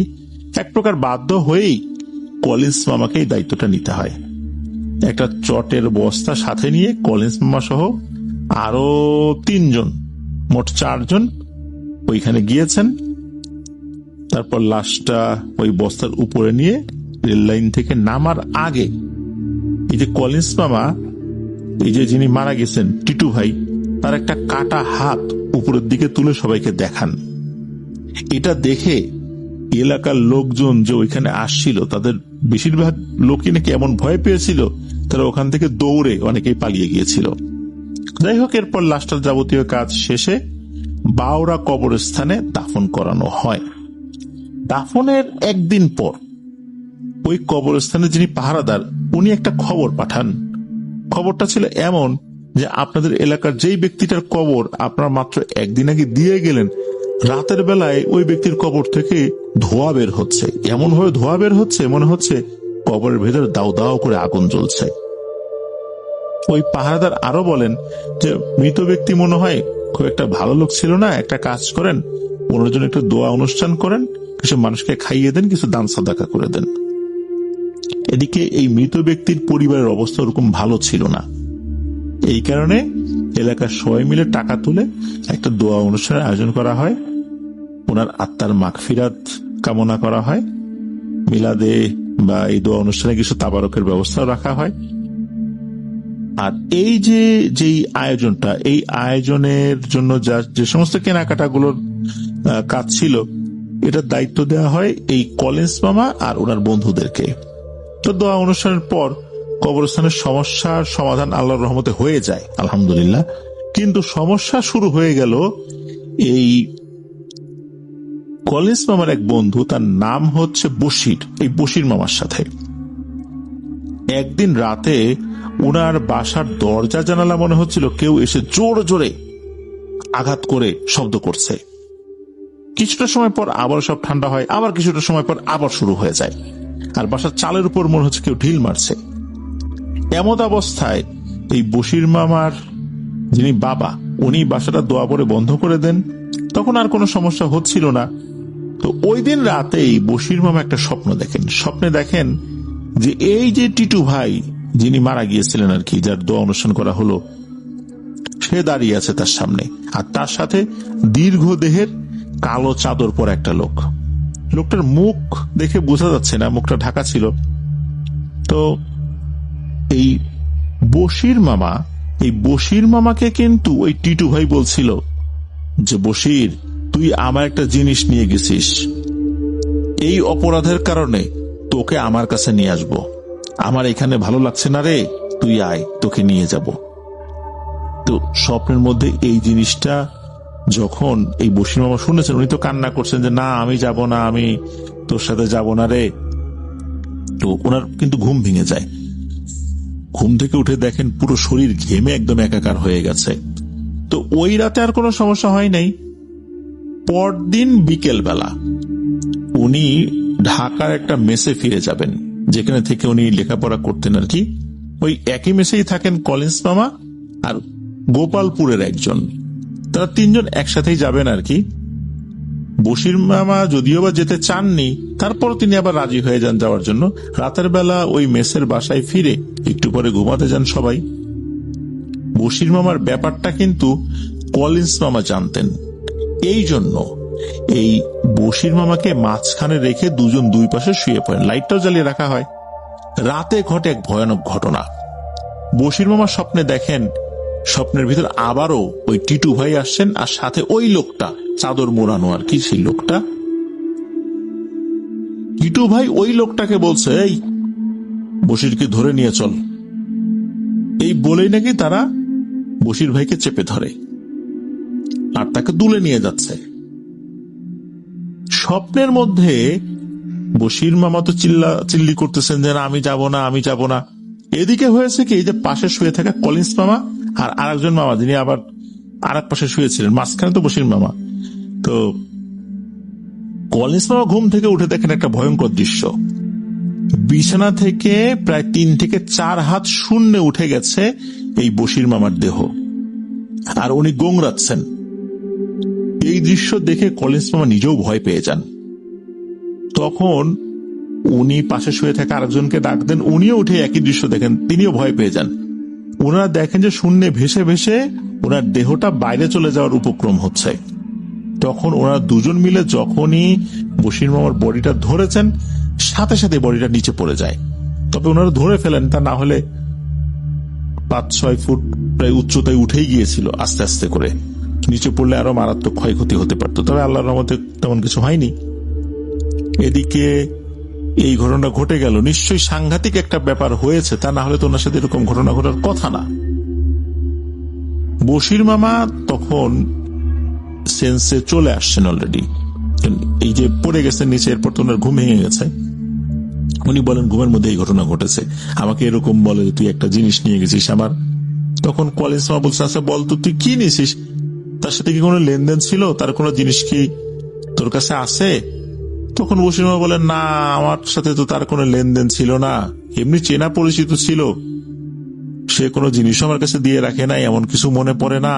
তবে হ্যাঁ, একটা ঘটনা মনে পড়ে, তা হচ্ছে এই টিটু মামার মিলাদ মাহফিলের দায়িত্ব তো ওনাদের কয়েকজনের উপর ছিল। সব কেনাকাটা শেষ করে নাকি ওনার পকেটে 3 টাকা অবশিষ্ট ছিল, মাত্র 3 টাকা। এই 3 টাকা দিয়ে নাকি উনি বিস্কুট কিনে খেয়েছেন। এইটা শোনার পর কলিন্স মামা বলে, সর্বনাশ, 3 টাকার জন্য তো এখন একটা বিশাল বিপদ নেমে আসছে। তুই তাড়াতাড়ি একটা কাজ কর, আগামীকাল এলাকায় যা, এলাকায় গিয়ে এই টিটু ভাইয়ের পরিবারকে কিছু টাকা দিয়ে দে, 3 টাকা তো দিবি, আরো কিছু টাকা দিয়ে দে, আরো কিছু দান সাদাকা করে দে। পরদিন সকালবেলা কিন্তু বশির মামা সেটাই করেছিলেন। তবে এই জিনিসটা করার পর থেকে ওনার সাথে আর কোনো ধরনের কোনো সমস্যা হয়নি। প্রিয় লিসেনার্স, 90-এর দশক থেকে চলমান এই মৃত্যুর মিছিল এখনো কিন্তু চলমান রয়েছে। অনেকেই কিন্তু বিভিন্ন ধরনের ঘটনার সাক্ষী হয়ে ওই এলাকায় রয়েছেন আর কি। আশেপাশের 5-6 গ্রামের লোকজন অনেক ভয়ঙ্কর ভয়ঙ্কর ঘটনার সাক্ষী হয়েছেন। 5-6 গ্রামের লোকজন ওই জায়গা দিয়ে আসা যাওয়া করে। রেলগাড়ির সাথে ধাক্কা লেগে বা কাটা পড়ে এই ধরনের দুর্ঘটনা কিন্তু বাংলাদেশে অনেক জায়গায় হয়। কিছু আছে নিছক দুর্ঘটনা, সবগুলো যে দুর্ঘটনা তা কিন্তু না। 2011 সালে নাকি একজন হুজুরকে আনা হয়েছিল এই সমস্যার সমাধানের জন্য। হুজুর ওই এলাকায় এসে ঘটনার স্থান সহ আশেপাশের এলাকা ঘুরে দেখেন এবং বলেন, আমি তো কিছু বুঝতে পারতেছি না, আমি বাড়িতে যাই, 2 দিন পরে দেখি কোনো তথ্য নিয়ে আপনাদেরকে জানাতে পারি কিনা। হুজুর পরবর্তীতে খবর পাঠিয়েছিলেন, তা হচ্ছে এই রেল লাইনের আশেপাশে ভয়ানক কিছু জিন ঘুরে বেড়ায়। এই জিনগুলো ভুলো প্রকৃতির জিন, যাদেরকে আমরা ভুলো বলি। পথ ভুলিয়ে এমন ভাবে কোনো একটা জায়গায় নিয়ে যায়, ওই জায়গায় গেলেই রেল লাইনে মানুষ কাটা পড়বে। বিশেষ করে যখন রেলগাড়ি আসতে থাকে তখন এই কাজগুলো করে। আর যখন ওখানে রেল লাইনে মানুষ কাটা পড়ে যায়, মারা যায়, লাশের শরীরে কিছু কিছু অংশই শুধু ওরা খায়, আর ওই স্থানে ওরা কালো জাদুর চর্চা করে। আর এগুলো অনেক শক্তিশালী, এদেরকে এখান থেকে তাড়ানো খুবই দুরূহ ব্যাপার। তবে ওই হুজুর নাকি পরবর্তীতে এসে এতটুকুই করেছিলেন, এই সমস্যা যেন কমে যায়। হ্যাঁ, আলহামদুলিল্লাহ কমে গিয়েছে। তবে প্রতি বছর কয়েকজন লোক ট্রেনে কাটা পড়ে ওখানে মারা যায়। যেখানে অল্প কিছুদিন পরপরই মারা যেত, এখন সেটা বছরে কয়েকজন মারা যায়। সর্বশেষ 2025 সালেও 2 জন মানুষ ট্রেনে কাটা পড়ে মারা গেছে, এমনটাই জানিয়েছেন সিয়াম হাসান ভাই। প্রিয় লিসেনার্স, শুনলেন ঘটনাটি। এই ঘটনাটির মধ্যে কিন্তু বেশ কিছু শিক্ষণীয় ব্যাপারও রয়েছে। তা হচ্ছে কিছু কিছু খরচ যেগুলো আমরা করি অন্যের হয়ে, যে খরচগুলো হয়, বেঁচে থাকা টাকাগুলো যত ছোট টাকাই হোক, এই টাকাগুলো ফেরত দিয়ে দিতে হবে। তা না হলে কিন্তু বড় ধরনের বিপর্যয় নেমে আসতে পারে আমাদের জীবনে। আপনাদের আশেপাশে কি এমন কোনো রেল লাইনের জায়গা রয়েছে বা রেলগেট রয়েছে? আমি বলতে পারি আমার বাসার কাছাকাছি কিন্তু একটা জায়গা রয়েছে। সেই জায়গার ভিডিও কিন্তু আমি বিভিন্ন সময় আপনাদেরকে দেখেছি। তা হচ্ছে লোকো শেড। এই লোকো শেডে অনেকগুলো এই মৃত্যুর ঘটনা ঘটেছে। আমার নিজের চোখে দেখা একটা ঘটনাও কিন্তু আছে। এটা রমজান মাসে হয়েছিল। একজন লোক সকালবেলা রেল লাইন পার হতে গিয়ে ট্রেনে কাটা পড়ে মারা যান। আমার যতদূর মনে পড়ে, এটা তো অনেক আগের ঘটনা, সম্ভবত ওনার নাম ছিল আব্দুল গনি। ওনার বাসাটা ছিল দাঁতশি গ্রামে। আমার যতদূর মনে পড়ে, অনেক আগের ঘটনা তো, এখন থেকে আরো প্রায় 25 বছর আগের ঘটনা। আমার মনে পড়ে যে যখন আমি ওখানে গিয়েছিলাম, আমি হেঁটে যাওয়ার সময় দেখি যে কি ব্যাপার, পায়ের কাছে এটা কি। তখন যেটা দেখি, এটা দেখে আমি মারাত্মক চমকে যাই। আমার ওই অল্প বয়সে, তখন আমার বয়স ছিল খুবই অল্প আর কি, তখন আমি ওই যে দৃশ্যটা দেখি এখনো আমার চোখের উপর ভাসে। সেটা হচ্ছে, আমি দেখেছিলাম গোড়ালি থেকে কাটা পড়া একটা পা, গোড়ালির নিচের অংশ একপাশে পড়ে আছে। ওই লোকটা কিন্তু ওরকম উঁচু লম্বা ছিলেন না, ওনার উচ্চতা ছিল বড়জোর 5 ফুট। একদম চিকন দেহের একজন মানুষ। তো ওনার এই একটা পা কেটে পড়েছিল, আরো বেশ কিছু অংশ আশেপাশে পড়েছিল। তো আমার ওই দৃশ্যটা দেখার পর খুব ভয় লেগেছিল। মাঝে মাঝে স্বপ্নের মধ্যে এই জিনিসটা আমি দেখে ভয় পেতাম। আসলে এই ধরনের লাশগুলো দেখাটা উচিত নয় সবার জন্য, যারা এটা আসলে সহ্য করতে পারে না। এনারা দেখলে ভয় পাবেন, এটাই স্বাভাবিক। আর বাচ্চাদের তো অবশ্যই দেখা উচিত না, বাচ্চাদেরকে এই জায়গাগুলো থেকে দূরে সরিয়ে রাখা উচিত। তাদের মনোজগতে এটার একটা বিশাল প্রভাব পড়ে। প্রিয় লিসেনার্স, ঘটনাটা এই পর্যন্তই ছিল। ধন্যবাদ জানাচ্ছি সিয়াম হাসান ভাইকে আপনার পাঠানো ঘটনার জন্য। চলে যাব আমাদের আজকের থার্সডে নাইটের 195তম এপিসোডের পরবর্তী আরো একটি নতুন ঘটনায়।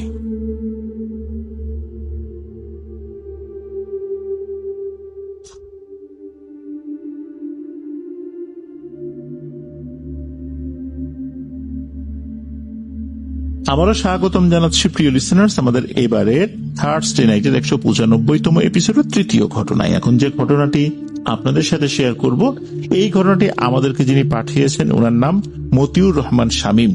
উনি বর্তমানে গাজীপুরে রয়েছেন, তবে ওনার দেশের বাড়ি ময়মনসিংহ জেলার ধোবাউড়া উপজেলার ধোবাউড়া ইউনিয়নের রামনাথপুর গ্রামে। যে ঘটনাটি উনি পাঠিয়েছেন, ঘটনাটি উনি নিজের চোখেই দেখেছেন।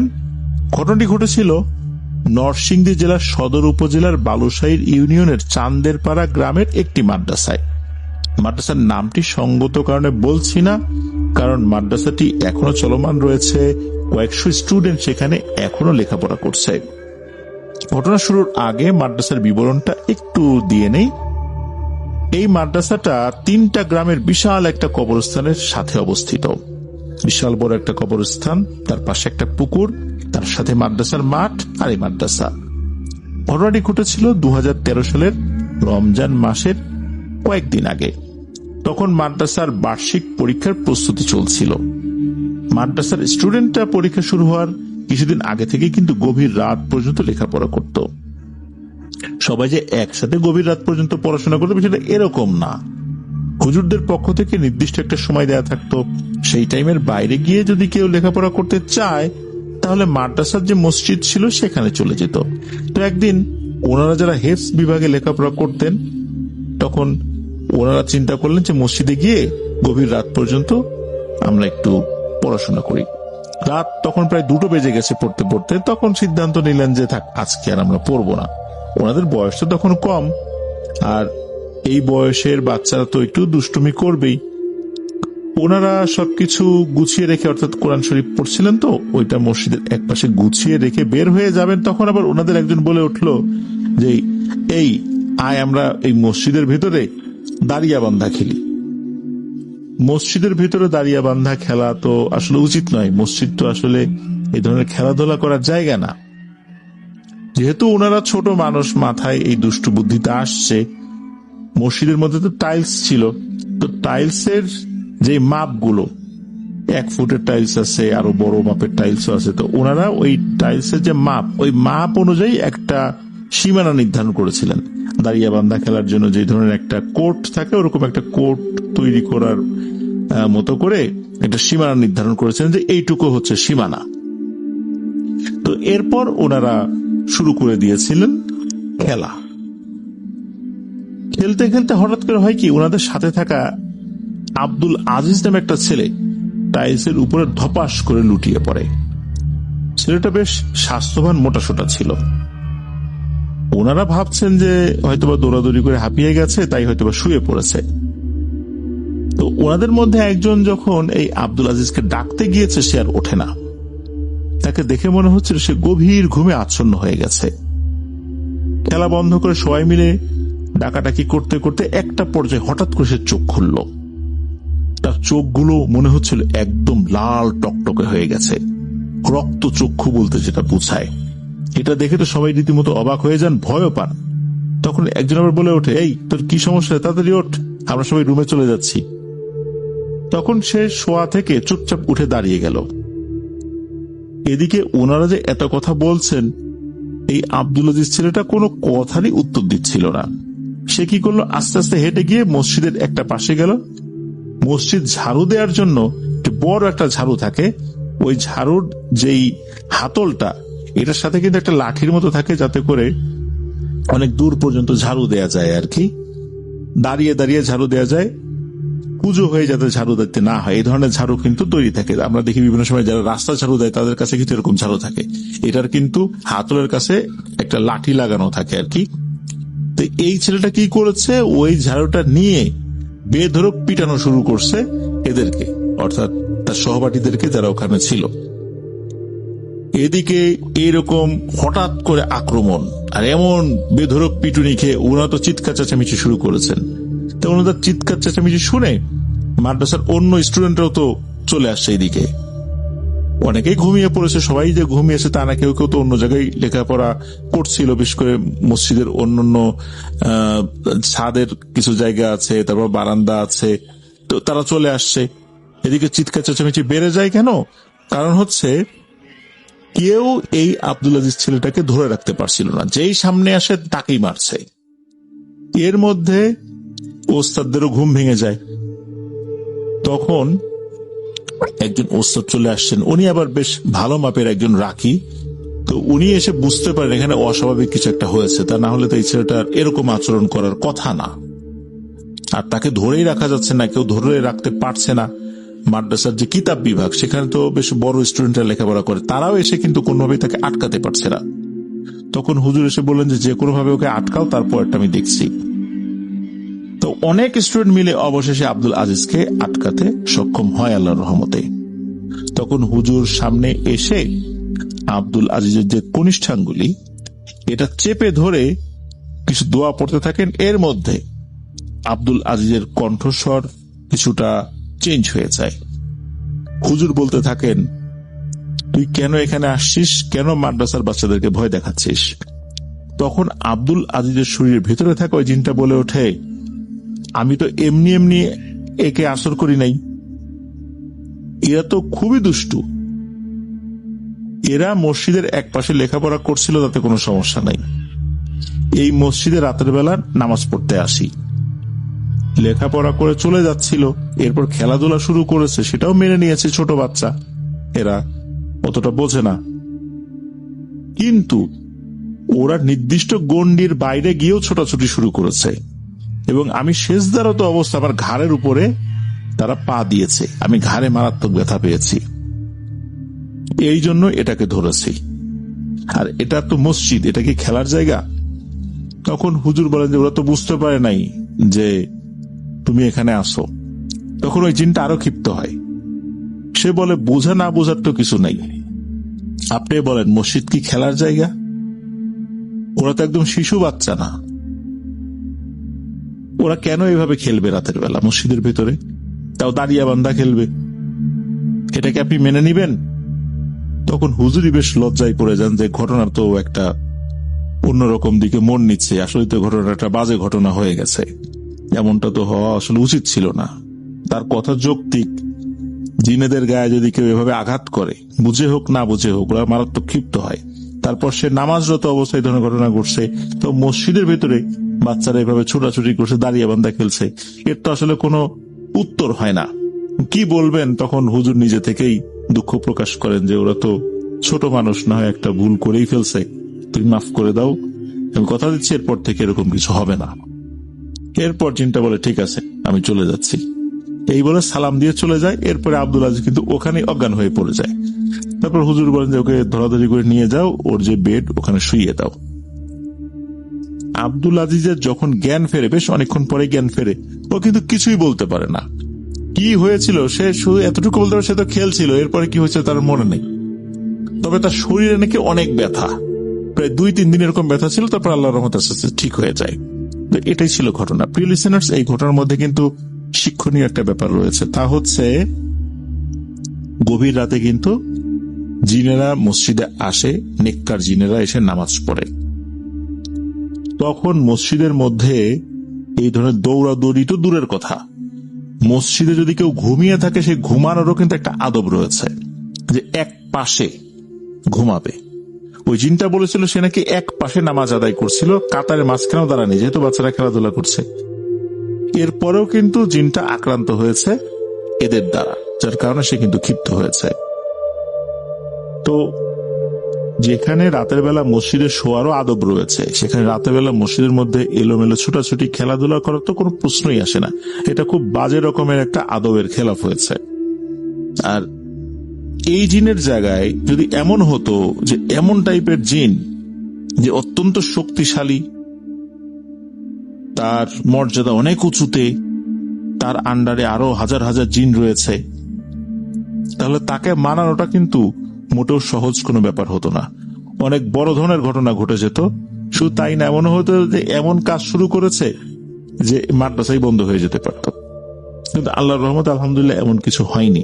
জিনটা আপোষে মেনে নিয়েছে, তারও ধৈর্য শক্তি আসলে আছে, সেও দেখেছে এরা তো ছোট মানুষ, ভুল করে ফেলছে। কিন্তু জিনেরা এমন একটা জাতি, এরা অনেক যুক্তি মানতে চায় না। আমাদের কাছে যেটা খুবই যুক্তিযুক্ত কথা, তাদের কাছে এটা অযৌক্তিক। তো এই কারণে তারা কিন্তু অনেক কথাই মানতে চায় না আমাদের। অনেক সময় দেখা গিয়েছে যে বংশের সবাইকে শেষ করে দিয়েছে। তাদের দাবিটা কি, যে সে হেঁটে যাচ্ছিল, তার গায়ে টাচ লেগেছে, এতে তার সম্মানের হানি হয়েছে, তার গোত্রে তাকে নিয়ে হাসাহাসি হয়েছে, এই জন্য সে পুরো বংশের লোকদেরকে শেষ করে দিচ্ছে, কোন ঝাড়ফুঁকে ভালো হচ্ছে না। এমন ঘটনা কিন্তু আমরা এর আগেও শুনেছি। এই জন্য এই ধরনের স্থাপনা, স্পেশালি যেগুলো ধর্মীয় স্থাপনা, এগুলোতে চলাচলের ক্ষেত্রে, এগুলোর আদব রক্ষার ক্ষেত্রে সতর্ক থাকতে হবে। কারণ সেটা যদি ভিন্ন ধর্মের কোনো উপাসনালয় হয় বা স্থাপনাও হয়, সেই ধর্মের জিনেরা কিন্তু সেখানে থাকে। তখন অপ্রয়োজনে বা বিনা প্রয়োজনে সেখানে গিয়ে যদি আমরা এমন কোনো আচরণ করি, তাহলে ওরা কিন্তু ক্ষিপ্ত হয়ে যায়। তখন ওরা কিন্তু প্রতিশোধ নেবার চেষ্টা করে। এটা কিন্তু স্বাভাবিক। কারণ আমার বাড়িতে এসে কেউ যদি অহেতুক উচ্চবাচ্য করে, ঝামেলা করে, আমি তো ক্ষিপ্ত হবই, এটা যে কেউই হবে।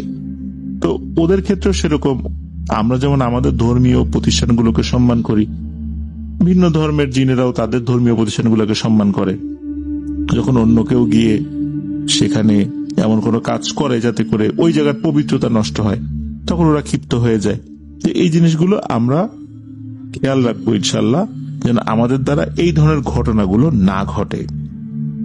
তো এটা একটা শিক্ষণীয় ঘটনা ছিল। ধন্যবাদ জানাচ্ছি শামীম ভাইকে আপনার পাঠানো এই ঘটনার জন্য। প্রিয় লিসেনার্স, চলুন চলে যাব আমাদের আজকের থার্সডে নাইটের 195তম এপিসোডের পরবর্তী আরো একটি নতুন ঘটনায়।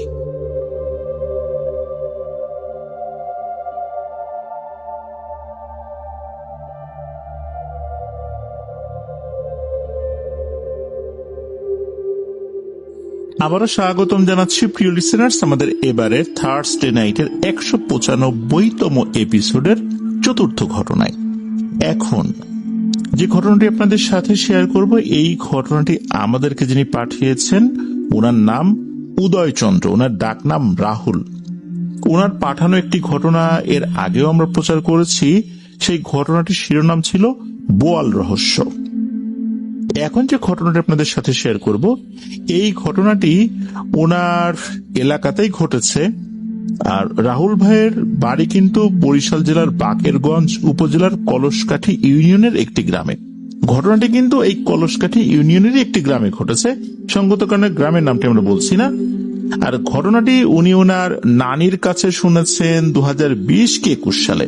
তো নানি যেভাবে বলেছেন সেভাবেই উনি আমাদেরকে লিখে পাঠিয়েছেন। নানির বয়স তখন 40-এর কাছাকাছি। 1980-র দশকের একদম শুরুর দিকের ঘটনা। গ্রামগঞ্জে স্বাভাবিকভাবেই আমরা দেখি যে বসন্তকাল যখন, তখন গাছের পাতা মানুষ ঝাড়ু দিয়ে নিয়ে আসে, গাছের পাতা নিচে পড়ে যায়। সেই পাতা গ্রামগঞ্জের নারীরা ঝাড়ু দিয়ে এক জায়গায় জড়ো করে, তারপর বস্তাবন্দি করে বা কোনো ঝুড়িতে নিয়ে রান্নার কাজে ব্যবহার করে আর কি। ওনার নানি এক বসন্ত ঋতুতে ওইভাবে নিচে পড়ে থাকা গাছের পাতা এক জায়গায় জড়ো করছিলেন ঝাড়ু দিয়ে আর কি। সময়টা তখন দুপুর 12টা 12:30 এরকম একটা সময়। তো ওই গ্রামে বটতলা নামে একটা জায়গা রয়েছে। ওই জায়গাটা কিন্তু একেবারে নিস্তব্ধ। আশেপাশে 3-4 মিনিটের পায়ে হাঁটা পথের ভিতরে কোনো ঘর বাড়ি নেই, 3 দিকে শুধু বিল। শুধু ওই জায়গাটায় কিছু গাছপালা রয়েছে। আর একেবারে ভিতরের দিকে ওই বটতলা। ওনার নানি মূলত পাতা ঝাড়ু দিয়ে জড়ো করতে করতে অনেকটাই ওই বট গাছটার কাছে চলে গেছেন বা বটতলার কাছে চলে গেছেন। ওই জায়গাটাতে যেতে অনেকেই ভয় পায়, এমনটা না যে ওইখানে ভয় পেয়ে মানুষ মারা গেছে, তবে জায়গাটা এমন নিস্তব্ধ, এই কারণে ওই জায়গায় যেতে সবার মধ্যে একটা ভয় কাজ করে। ওনার নানির তো একটু একটু করে ভয় কাজ করছে যে আমি একা একা আসছি, সাথে কেউ নাই, এই জায়গায় আসলাম, মানুষজন দিনের বেলাতে আসতে চায় না, রাত তো অনেক পরের কথা, এখন আমি চলে আসি, আচ্ছা যাক আমি আর ভেতরে যাব না, যতটুকু ঝাড়ু দিছি পাতা এগুলো নিয়ে চলে যাই। তো উনি ওই পাতাগুলো বস্তায় ভরেছেন, বস্তাটা একটু কাঁধে নিয়ে আর ঝাড়ুটা হাতে নিয়ে বাড়ির দিকে রওনা দিয়েছেন। হঠাৎ তখন তিনি শুনতে পেলেন ওনার ঠিক পেছনে ওই বট গাছটার দিক থেকে একটা শো শো আওয়াজ আসছে। উনি চিন্তা করলেন কি ব্যাপার, শো শো আওয়াজ কোত্থেকে আসে। উনি একটু ভয় পেয়েছিলেন, তবে ওনার মধ্যে একটা কৌতূহল কাজ করছিল। উনি পেছনে ফিরতেই দেখলেন যে কিছু জায়গায় একটা ঘূর্ণিবায়ু সৃষ্টি হয়েছে, আর ওই কিছু জায়গার মধ্যে যে পাতাগুলো ছিল, ময়লাগুলো ছিল, ওগুলো ওই ঘূর্ণিবায়ুর মধ্যে গোল হয়ে ঘুরছে। আমরা মাঝে মাঝে কিন্তু এটা দেখি, অনেকে এটাকে বানকুড়ালি বলে, যে ফানেল আকৃতির মতো একটা জিনিস তৈরি হয়, ওই খানে যে জিনিসগুলো থাকে ওগুলো ওই বাতাসের মধ্যে ঘুরপাক খেতে থাকে, ওখানে যা যা থাকে সেগুলো ওই বাতাসের মধ্যে ঘুরপাক খেতে থাকে। গ্রামগঞ্জে অনেকে এটাকে শয়তানের বাতাসও বলে, কেউ বানকুড়ালি বলে। উনি চিন্তা করলেন যে আরে এই জিনিসটা আগেও দেখছি, অনেক জায়গায় তো এটা হয়। তো উনি আবার দাঁড়িয়ে দাঁড়িয়ে এটা দেখছেন। সময় যত যাচ্ছে উনি দেখতে পাচ্ছেন ওই বাতাসের ঘূর্ণনের আকৃতিটা আস্তে আস্তে বড় হচ্ছে। একটা সময় প্রচন্ড গতি হয়ে যায় ওই বাতাসের, আর শো শো শব্দ আরো বেশি করে হতে শুরু করে। মনে হচ্ছিল ওই জায়গায় পড়ে থাকা সব পাতা ওই ফানেলের মধ্যে টেনে নিচ্ছে, আর ওই পাতাগুলো ওর ভিতরে ঢুকে ঘুরছে।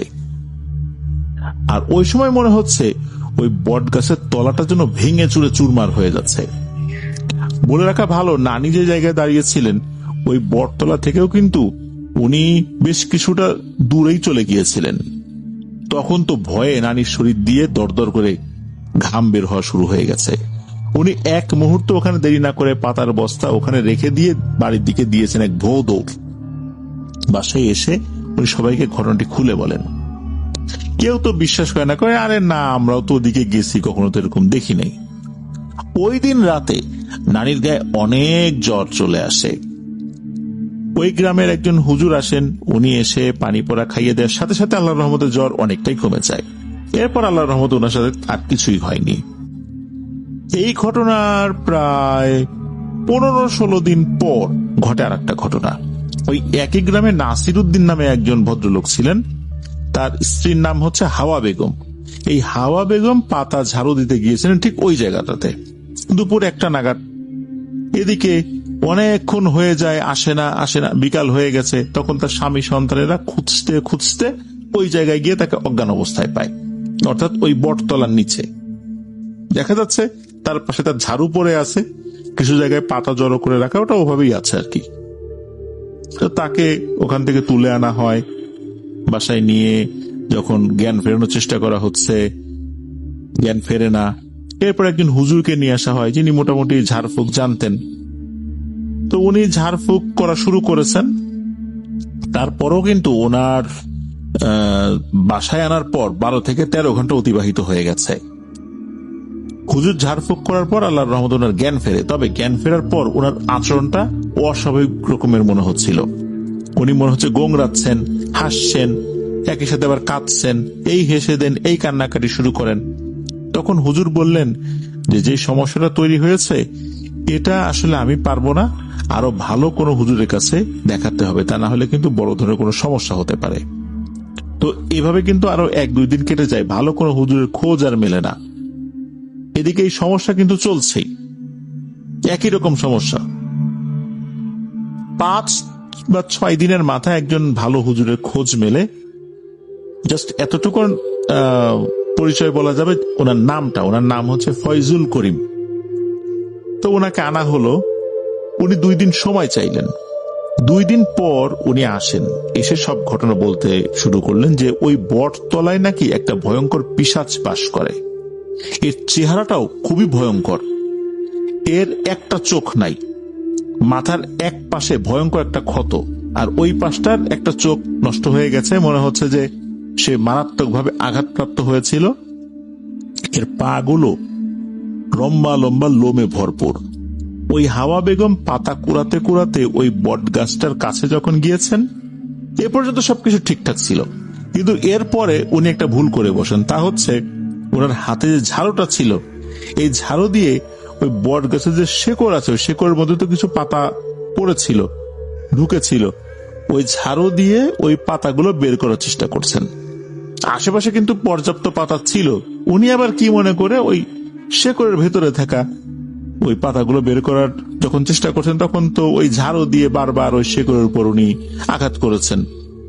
এই কারণেই মূলত ওই ভয়ঙ্কর পিশাচটি এই হাওয়া বেগমের উপর ভর করেছে। হুজুর বললেন, এইখানে বসে আসন দিয়ে এই পিশাচটিকে বের করা যাবে না এর শরীর থেকে। এই পিশাচটিকে বের করতে হলে শনিবারের দিন ঠিক ওই সময়টাতে, যেই সময়টাতে এই হাওয়া বেগম আক্রান্ত হয়েছিলেন, ওই সময়টাতে ওই বট গাছের নিচেই বসতে হবে। তখন মূলত এই পিশাচকে এর শরীর থেকে বের করা সম্ভব, এছাড়া সম্ভব নয়। এই পিশাচটা সম্পূর্ণ ভিন্ন রকমের এক পিশাচ। তো কথা মতো শনিবার দিন নিয়ে যাওয়া হলো। তবে শনিবারের দিন যেই সময়টাতে নিয়ে যাওয়া হয়েছিল, এটা আসলে ওই দুপুর সময় ছিল না, সন্ধ্যার দিকে নিয়ে যাওয়া হয়েছিল। পরবর্তীতে হুজুর সিদ্ধান্ত নিয়েছিলেন সন্ধ্যার দিকে নিয়ে যাবেন। তো সন্ধ্যার দিকে যখন নিয়ে যাওয়া হয়, ওখানে আরো লোকজন উপস্থিত ছিল। তখন হুজুর ওনার রুকিয়া শুরু করেন। প্রায় 1 ঘন্টা চেষ্টার পর ওই পিশাচটা কথা বলতে শুরু করে ওই হাওয়া বেগমের শরীরের ভেতর থেকে। যখন ওই পিশাচটা হাজির হয়েছে এবং কথা বলতে শুরু করেছে, তখন আশেপাশের পরিবেশটা এমন ভয়ঙ্কর হয়ে উঠেছে যে লোকগুলা এসেছিলেন ওইখানে, তারা এমন আতঙ্কিত হয়ে গেছেন যে মনে হচ্ছিল যে ওনারা ভয়ে ওখানেই মারা যাবেন। হুজুর বলেছেন যে আপনারা কেউ এখান থেকে যাবেন না, ইনশাল্লাহ কোনো কিছু হবে না, কিন্তু এখান থেকে চলে গেলেই কিন্তু বিপদে পড়বেন। লোকজন তো আল্লাহর নাম নিচ্ছে, ওখানে ভয়ে ভয়ে দাঁড়িয়ে আছে। আর বট গাছের ডালগুলো মনে হচ্ছে খুবই এলোমেলো ভাবে নড়ছে। বট গাছের তো এক ধরনের শিকড় থাকে, উপর থেকে ঝুলে নিচ দিকে পড়ে, এগুলো বাতাসে মনে হচ্ছে এলোমেলো হয়ে যাচ্ছে একদম। তো পিশাচটা এসে বলে যে, এই হুজুর, তুই তো জানিস কি কারণে আমি একে ধরছি, তুই এখন আমার কিছুই করতে পারবি না, তুই আমার এলাকায় আসছিস, এই গাছ আমার, এখানে আমি থাকি, এখানে আমার রাজত্ব, এখানে অন্য কারো কথা চলবে না। তখন হুজুর হেসে দিয়ে বলেন, ও তাই না, এইখানে এতটুকু একটা গাছের উপর তুই তোর রাজত্ব সাজিয়ে ফেলেছিস, তোর এই রাজত্বই যদি না থাকে তাহলে কি হবে? তখন ওই পিশাচটা নাকি বিশ্রীভাবে হেসে দিয়ে বলে, তুই আমার কিছুই করতে পারবি না। তখন হুজুর বলেন, তাই না, তাহলে দেখ আমি কি করি। হুজুর ওনার সাথে আনা একটা বোতল থেকে তরল জাতীয় কিছু, এটা ঠিক পানি না, এমন কিছু বের করে ওই গাছের দিকে ছুঁড়ে মেরেছেন। যখনই গাছের দিকে ছুঁড়ে মেরেছেন, তখন এই হাওয়া বেগম অজ্ঞান হয়ে পড়েছেন। হুজুর বলেন, আলহামদুলিল্লাহ, আর কোনো সমস্যা নেই, নিয়ে যান। হাওয়া বেগমের শরীরেও কিন্তু উনি ওই তরল পদার্থ ছুঁড়ে মারেননি, মেরেছেন গাছের দিকে। এরপর সবাই ওখান থেকে চলে যান। অদ্ভুত ব্যাপার হচ্ছে, এই ঘটনার পর দিন থেকে যারা ওইখানে ঝাড়ু দিতে গেছে, তারা সবাই দেখে এই বট গাছের পাতাগুলো মনে হচ্ছে আস্তে আস্তে শুকিয়ে যাচ্ছে। সপ্তাহখানেকের মধ্যেই সবাই বুঝতে পারেন এই বট গাছটি আর জীবিত নেই, এটি মারা গেছে। এভাবেই ওই বট গাছটা কিন্তু একদম শুকিয়ে মারা গিয়েছিল। আর এরপর ওখানে আর কোনো ভয়ের ঘটনা ঘটেছে এটাও শোনা যায়নি। হুজুর যে কাজটি করেছিলেন তা হচ্ছে, এমন কিছু একটা ওই বট গাছে ছুঁড়ে মেরেছিলেন, যার কারণে ওই বট গাছটি মারা যায়। আর ওই পিশাচটাও ওখানে কি মারা গিয়েছে না ওখান থেকে চলে গেছে, এই বিষয়ে আর কোনো কিছু জানা যায় না। হুজুর এই বিষয়ে কোনো কিছু জানানো নাই। যেহেতু হাওয়া বেগম অজ্ঞান হয়ে পড়ে গিয়েছিলেন, তার মানে হচ্ছে তার শরীরে পিশাচটা নাই, হতে পারে ওই বট গাছের সাথে সাথে ওই পিশাচটাও আস্তে আস্তে মারা গিয়েছে, আবার হতে পারে পিশাচটা ওখান থেকে সরে অন্য জায়গায় চলে গেছে। এটা একটা রহস্যাবৃত জিনিসই হয়ে রয়ে গিয়েছে। তো এটাই ছিল ঘটনা। ধন্যবাদ জানাচ্ছি রাহুল ভাইকে আপনার পাঠানো চমৎকার এই ঘটনাটির জন্য। আশা করি বরাবরের মতো আবারও আপনার কাছ থেকে আরো ভালো, আরো সুন্দর, চমৎকার ঘটনা ইনশাল্লাহ আমরা পেতে থাকবো।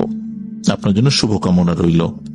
প্রিয় লিসেনার, চলুন চলে যাব আমাদের এবারে থার্সডে নাইটের 195তম এপিসোডের পঞ্চম ঘটনায়।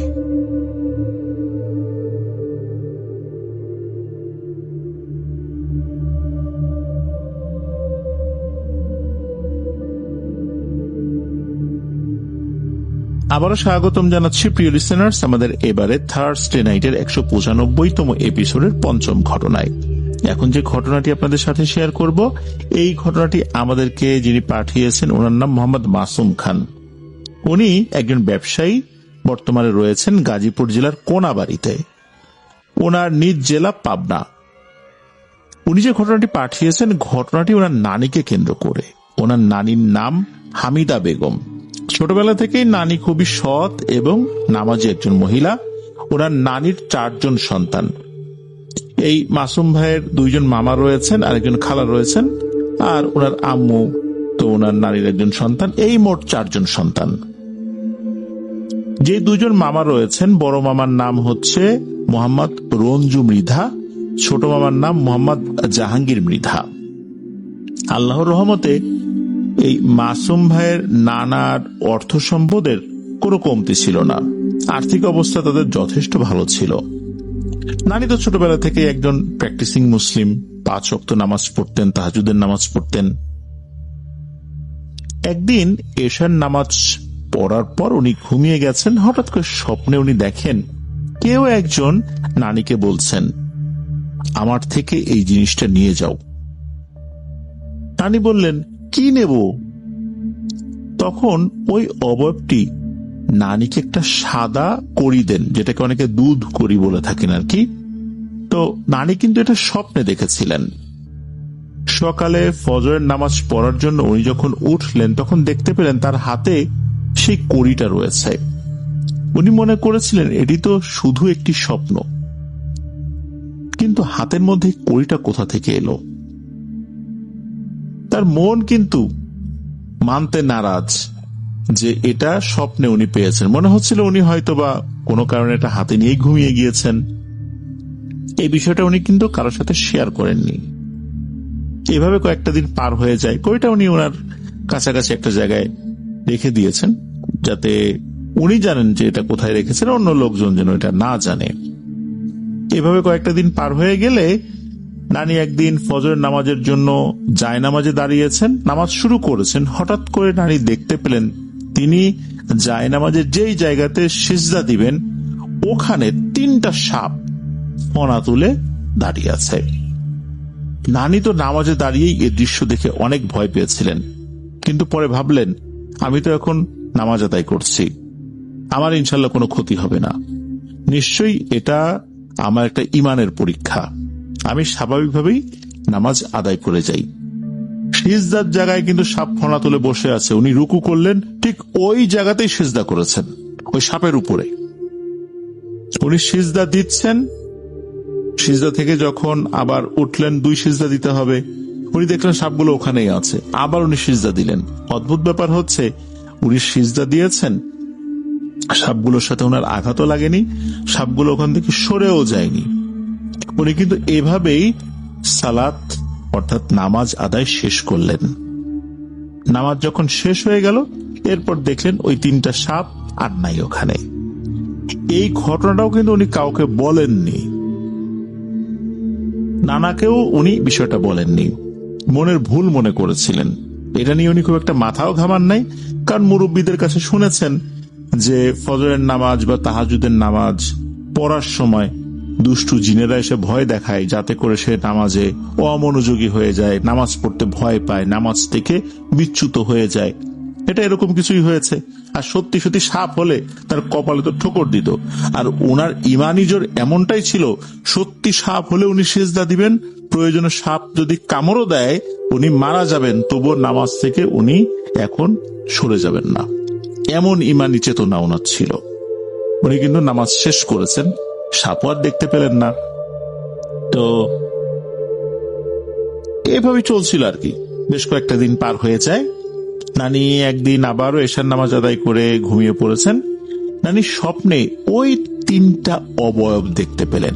সেই 3টা অবয়ব অর্থাৎ সেই সাপের অবয়ব।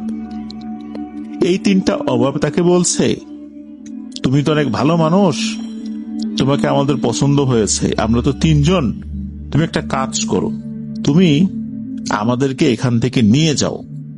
তখন নানি বলছেন যে আপনারা কারা? তখন তারা বললেন যে তোমার বাসার পাশে একটা আম গাছ আছে, আমরা তার নিচেই থাকি, আমাদেরকে তোমরা সাধারণত দেও বলে থাকো, আর আমরা সাধারণত টাকার গোলা পাহারা দেই, অর্থাৎ গুপ্তধন পাহারা দেই। এটা আমরা তাদেরকেই দিতে পারি যারা ভালো, যারা সৎ মনের মানুষ, যারা এটার অপব্যবহার করবে না। আর এটা যখন আমরা দিয়ে দেব, আমরা এটার দায় থেকেও মুক্ত হয়ে যাব। আমরা চাই এটা তোমাকে দিতে। তো নানি বলেন যে আমি এগুলো দিয়ে কি করব, আপনারা চলে যান, আমি এগুলো নিতে পারবো না, আমার এগুলো পছন্দ না। তো দেখা গেল যে এই কথা বলার পর তারা একে অন্যের দিকে একটু চাওয়াচাওয়ি করলেন। সাপের আকৃতিতেই তারা মাথা ঘোরালেন, মানে হচ্ছে যে তারা নানির এই কথার জন্য অপ্রস্তুত। কেউ এই বিষয়গুলো পেয়েও না করে দেবে, এই বিষয়টা তারা আসলে আশা করেনি। যাই হোক, তারা ওই স্বপ্নের মধ্যেই চলে যায়। এভাবে আরো বেশ কয়েকটা দিন পার হয়ে যায়। নানি এরপর যেটা হয় আর কি, কয়েকদিন পর আর কি, ঈশান নামাজের পর ঘুমিয়ে আছেন, নানাও পাশে শুয়ে আছেন। রাত তখন ঠিক কয়টা বাজে নানির ঠিক খেয়াল নাই। নানি ফিল করলেন যে ওনার শরীর বেয়ে, অর্থাৎ পায়ের কাছ দিয়ে কিছু একটা বেয়ে আস্তে আস্তে আস্তে আস্তে উপর দিকে উঠে আসছে। আর জিনিসটা অনেক ঠান্ডা। উনি কিন্তু ওনার শরীরকে নাড়াতে পারছিলেন না। তো আস্তে আস্তে আস্তে আস্তে যখন ওনার কোমর পর্যন্ত উঠে গেছে, তখন হঠাৎ করে আজানের শব্দ ভেসে আসে বাইরে থেকে।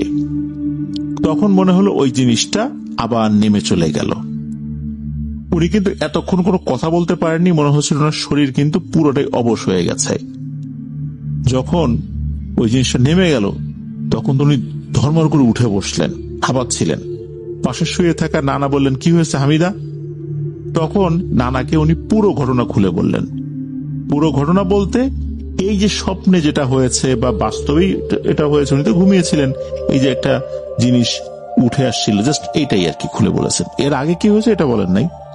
তারা বলেন, ও কিছু না, সারাদিন কাজ করো তো, ক্লান্ত হয়ে শুয়ে পড়ো, অনেক কিছু নিয়ে ভাবো, এই জন্য হয়তো বা এরকম কিছু দেখেছ।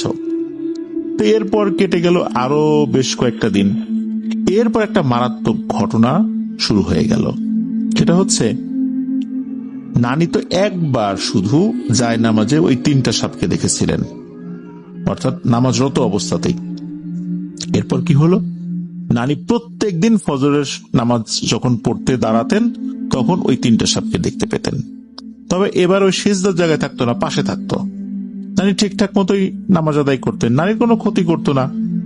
এভাবে কিন্তু তারা প্রতিদিনই আসতো। তবে মোটামুটি সপ্তাহখানেক পার হয়ে যাবার পর নানি নামাজে দাঁড়িয়েছেন, দেখতে পেলেন এই জায়নামাজে এখন 3টা সাপ দেখা যাচ্ছে না। মাঝে অবশ্য উনি একদিন 2টো সাপ দেখেছিলেন, এখন দেখলেন একটা সাপ। উনি বিষয়টা নিয়ে গুরুত্ব দিলেন না। ওই দিন তো পার হয়ে গেল, সারাদিন পার হয়ে গেছে।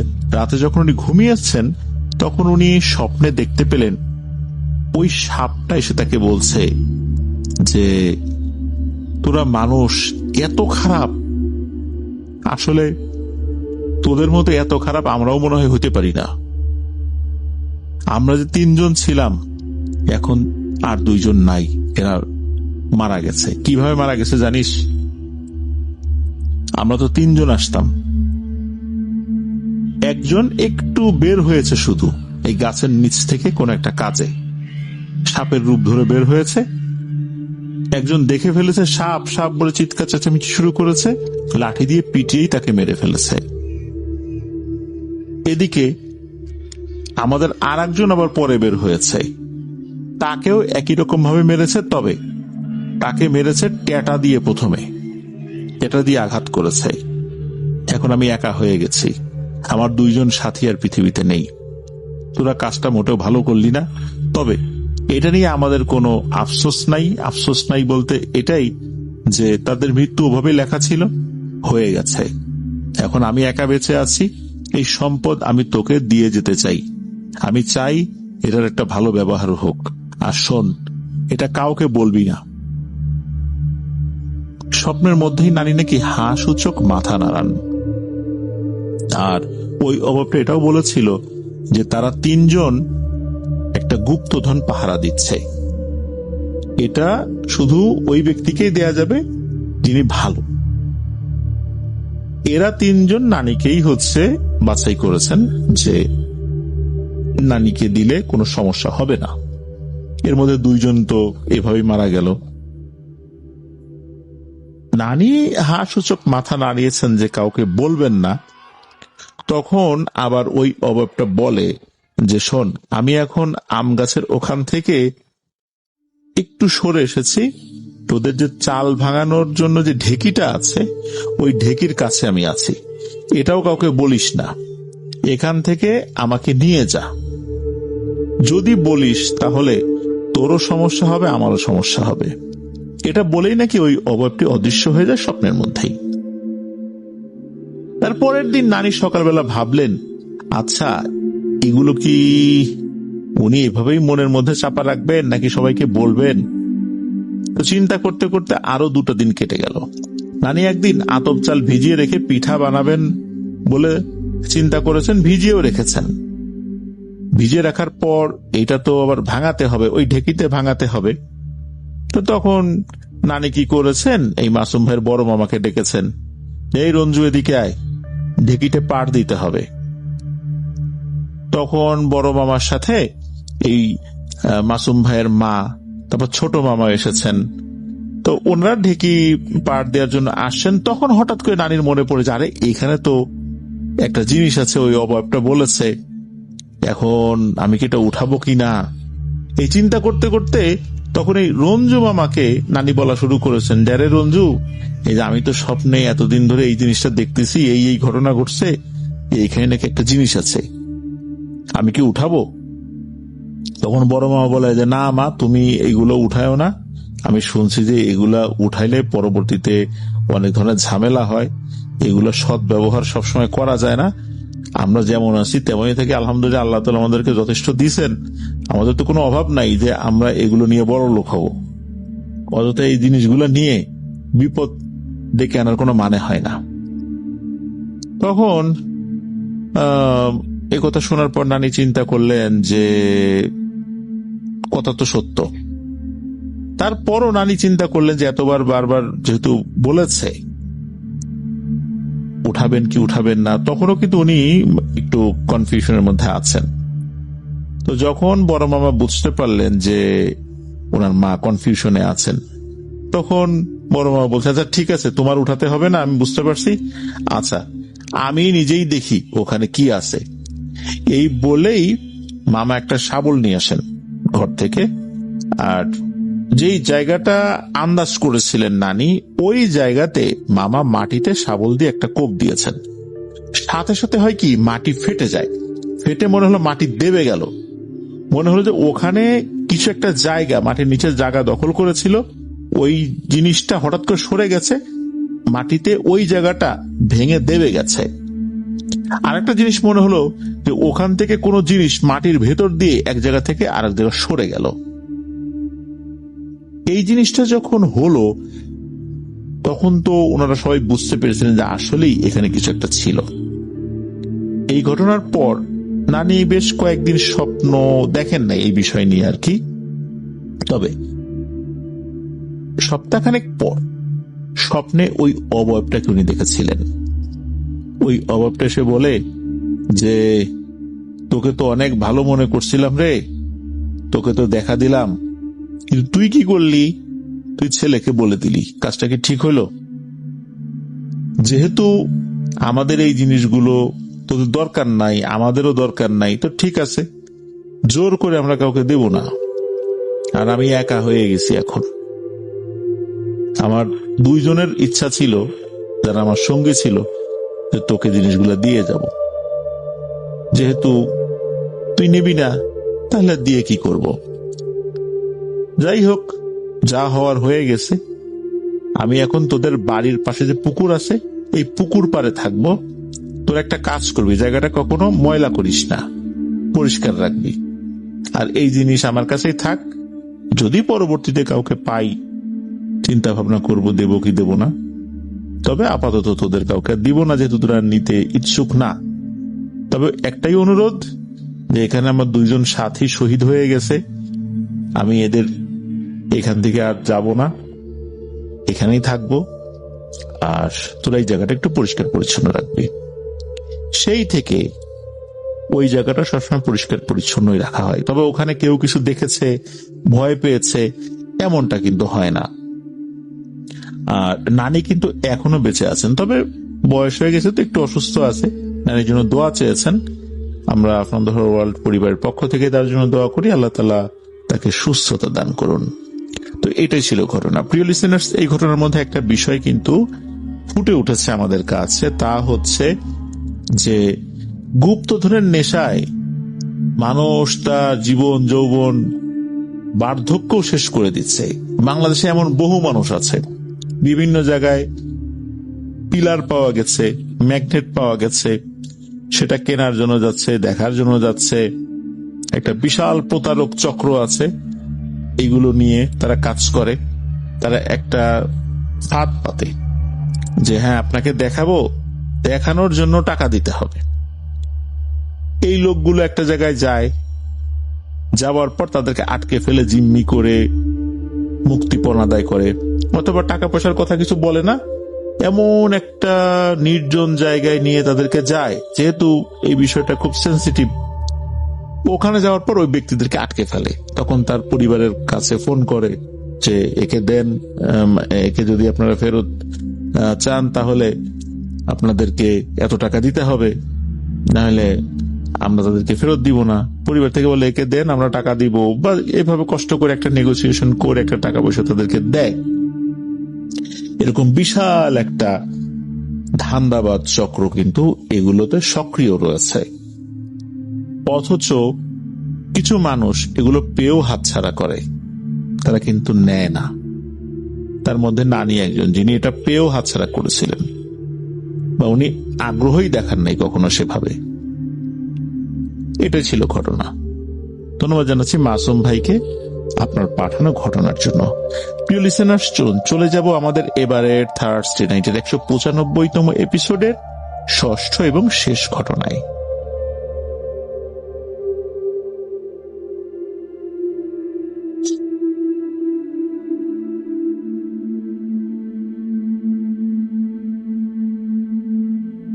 প্রিয় লিসেনার্স, আবারও স্বাগতম জানাচ্ছি আমাদের এবারের থার্সডে নাইটের 195তম এপিসোডের ষষ্ঠ এবং শেষ ঘটনায়।